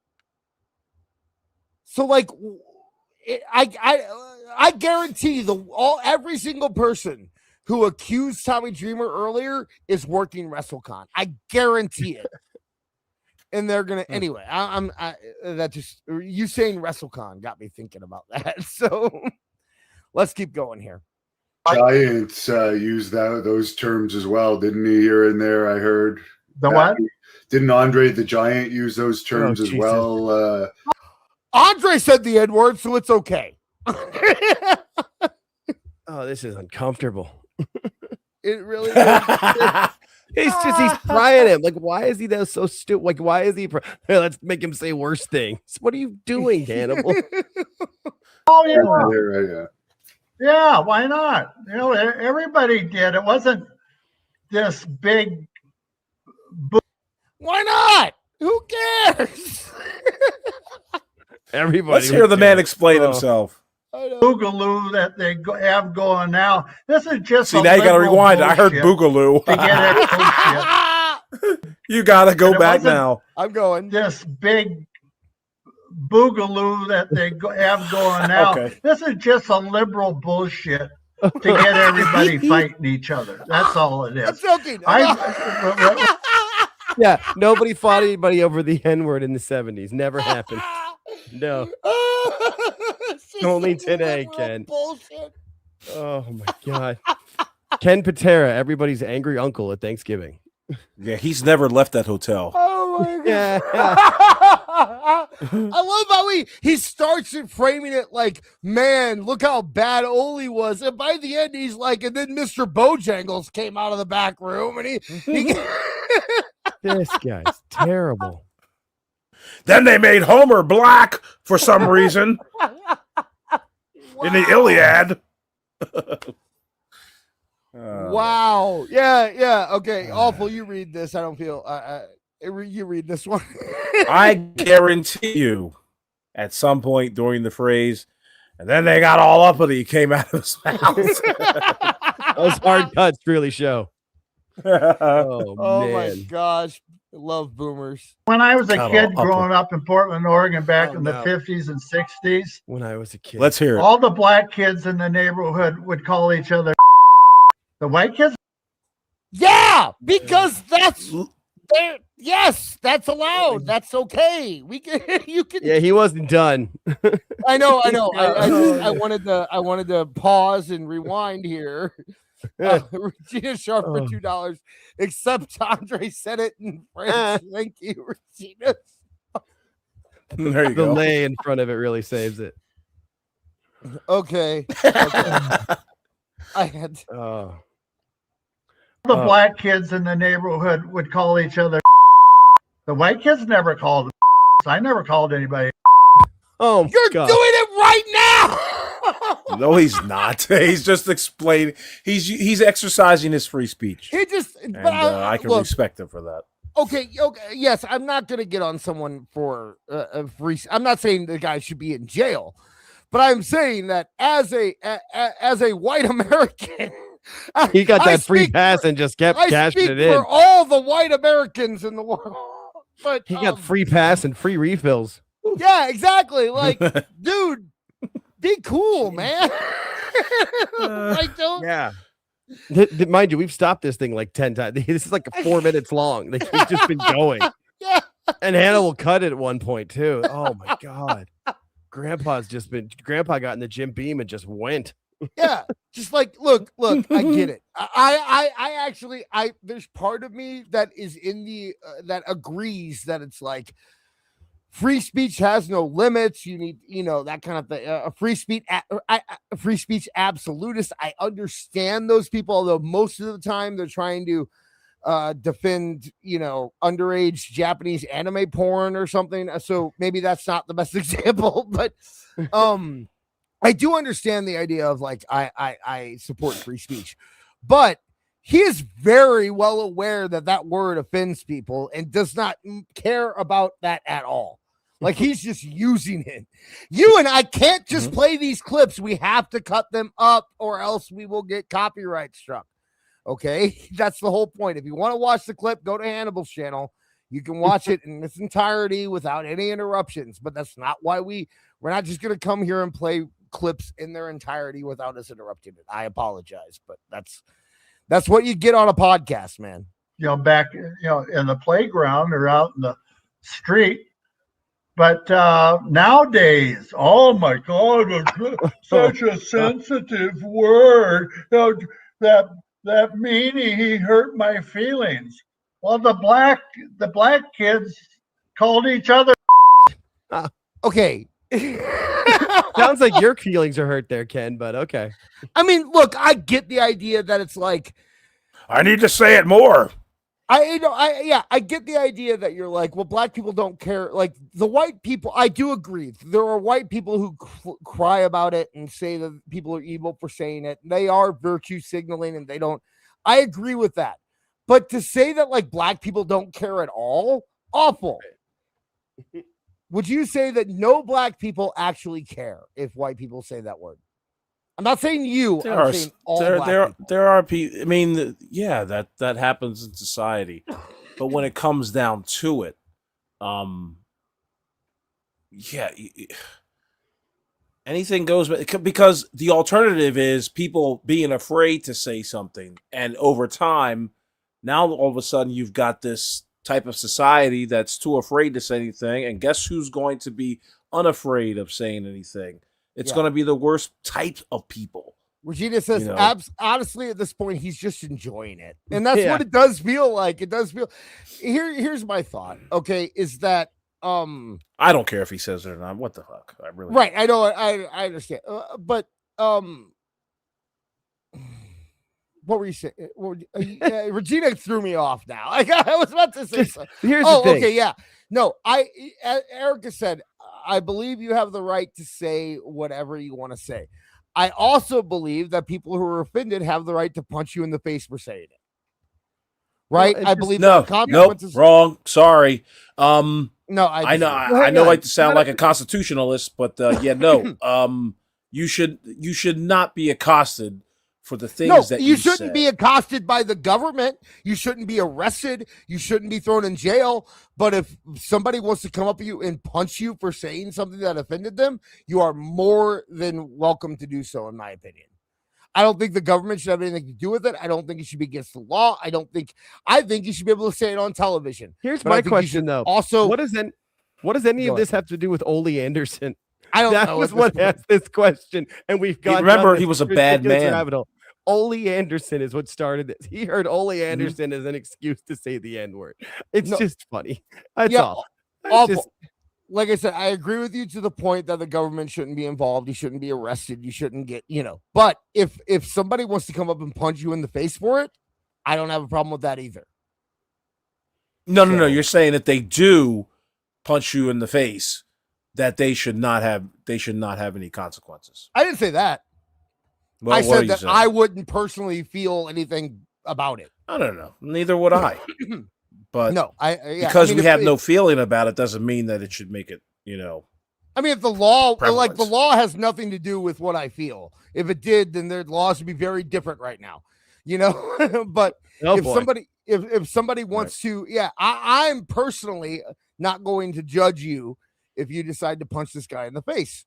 I'm also not going, that's my line, is that I don't give a shit. Now, the law is another thing, but I don't agree with a lot of laws. So what's the point in getting all hung up on this one? I don't know. I tried to steer back to the video 4 times. Like we've gone up a political tangent. It's not listen to Kevin be an idiot. That's not political. There's nothing political about that. Okay. That's cultural. There's a difference. the black kids called each other. They still do. It's not a bone of dissension or anything like that. It's just I guess it's a badge of honor now for a black kid to call another black kid a. I guess that's what it is. Thank you for watching the Hannibal TV. Yeah, guys. For everyone brought to you by Church's Chicken. Yeah, for everyone who was saying get back to the video, there was 3 seconds left. So I just wanted to end it. This is amazing, bro. You are amazing, my man. One person made comment Jake about said it. pausing I'm talking the to video. Jake. I was talking to Jake. Jake shit. said it. I just wanted to get the video off the screen. Yeah. I wasn't talking. Did somebody in the chat say something? I was talking to Jake. Ewan did, yeah. Oh, okay. No, I saw Ewan, but that was earlier. That was a long time ago where I had to say. A long time ago, back when you were allowed to say things. Yeah, it was a long time ago where I had to. Oh no, you guys were on the distinction of like, because the thing is there's a difference, Awful, where if somebody just says it, where if someone says it directly to somebody else, then there can be the point. Like if someone's just on a street corner saying weird shit, like don't punch them in the face. But if they say, hey, you, and they cut at you, then it's a little different. Mm-hmm. No, I'm totally I have a fine choice with at that anybody. point. I'm totally fine with anybody punching anybody in the face. At any Oh time. yeah, I'm all for it. I'm cool with punching people in the Especially face. if I get to watch it in public. I want to make that very clear. I'm very pro punching people in the face. That's for when I whatever lived near Hollywood, we'd go down to Venice Beach and just walk up and down. Somebody was bound to get punched in the face walking up and down. People are ridiculous. Oh, it's great. It's free entertainment, dude. Exactly. I have no problem. I think that is the best form of justice is punching people in the face. This is pro punching. Yeah. Yes. Yeah. The pro punch party. Thank you. Yeah, exactly. That's this. No, I like it. I'm in. I'm a bit of an anarchist, I guess. But I equal rights and equal lefts. Yeah. What all right. Line. Jake, what you got? I got nothing better than that line. That was amazing. Awful. Yeah, just follow me on YouTube and X, youtube.com/altJake takes on. We are at 625 subscribers. We do a show every Thursday, 9:30 p.m. Eastern, where we review all of Dynamite, so you guys don't have to watch it. And then every Sunday at 8 o'clock, where we talk about whatever's in the news and whatever's going on in wrestling. We've been talking about Danhausen and the Knicks recently and the World Cup a bunch. So come subscribe, hang out. It's a lot of fun. All right, Awful. That may need workshopping. Yeah, that was pretty good. Yeah, you can check us out on this Saturday at 10 p.m. Eastern on This Is Awful Saturday, only on the Awful Wrestling channel. That made no sense. So I'll just continue moving.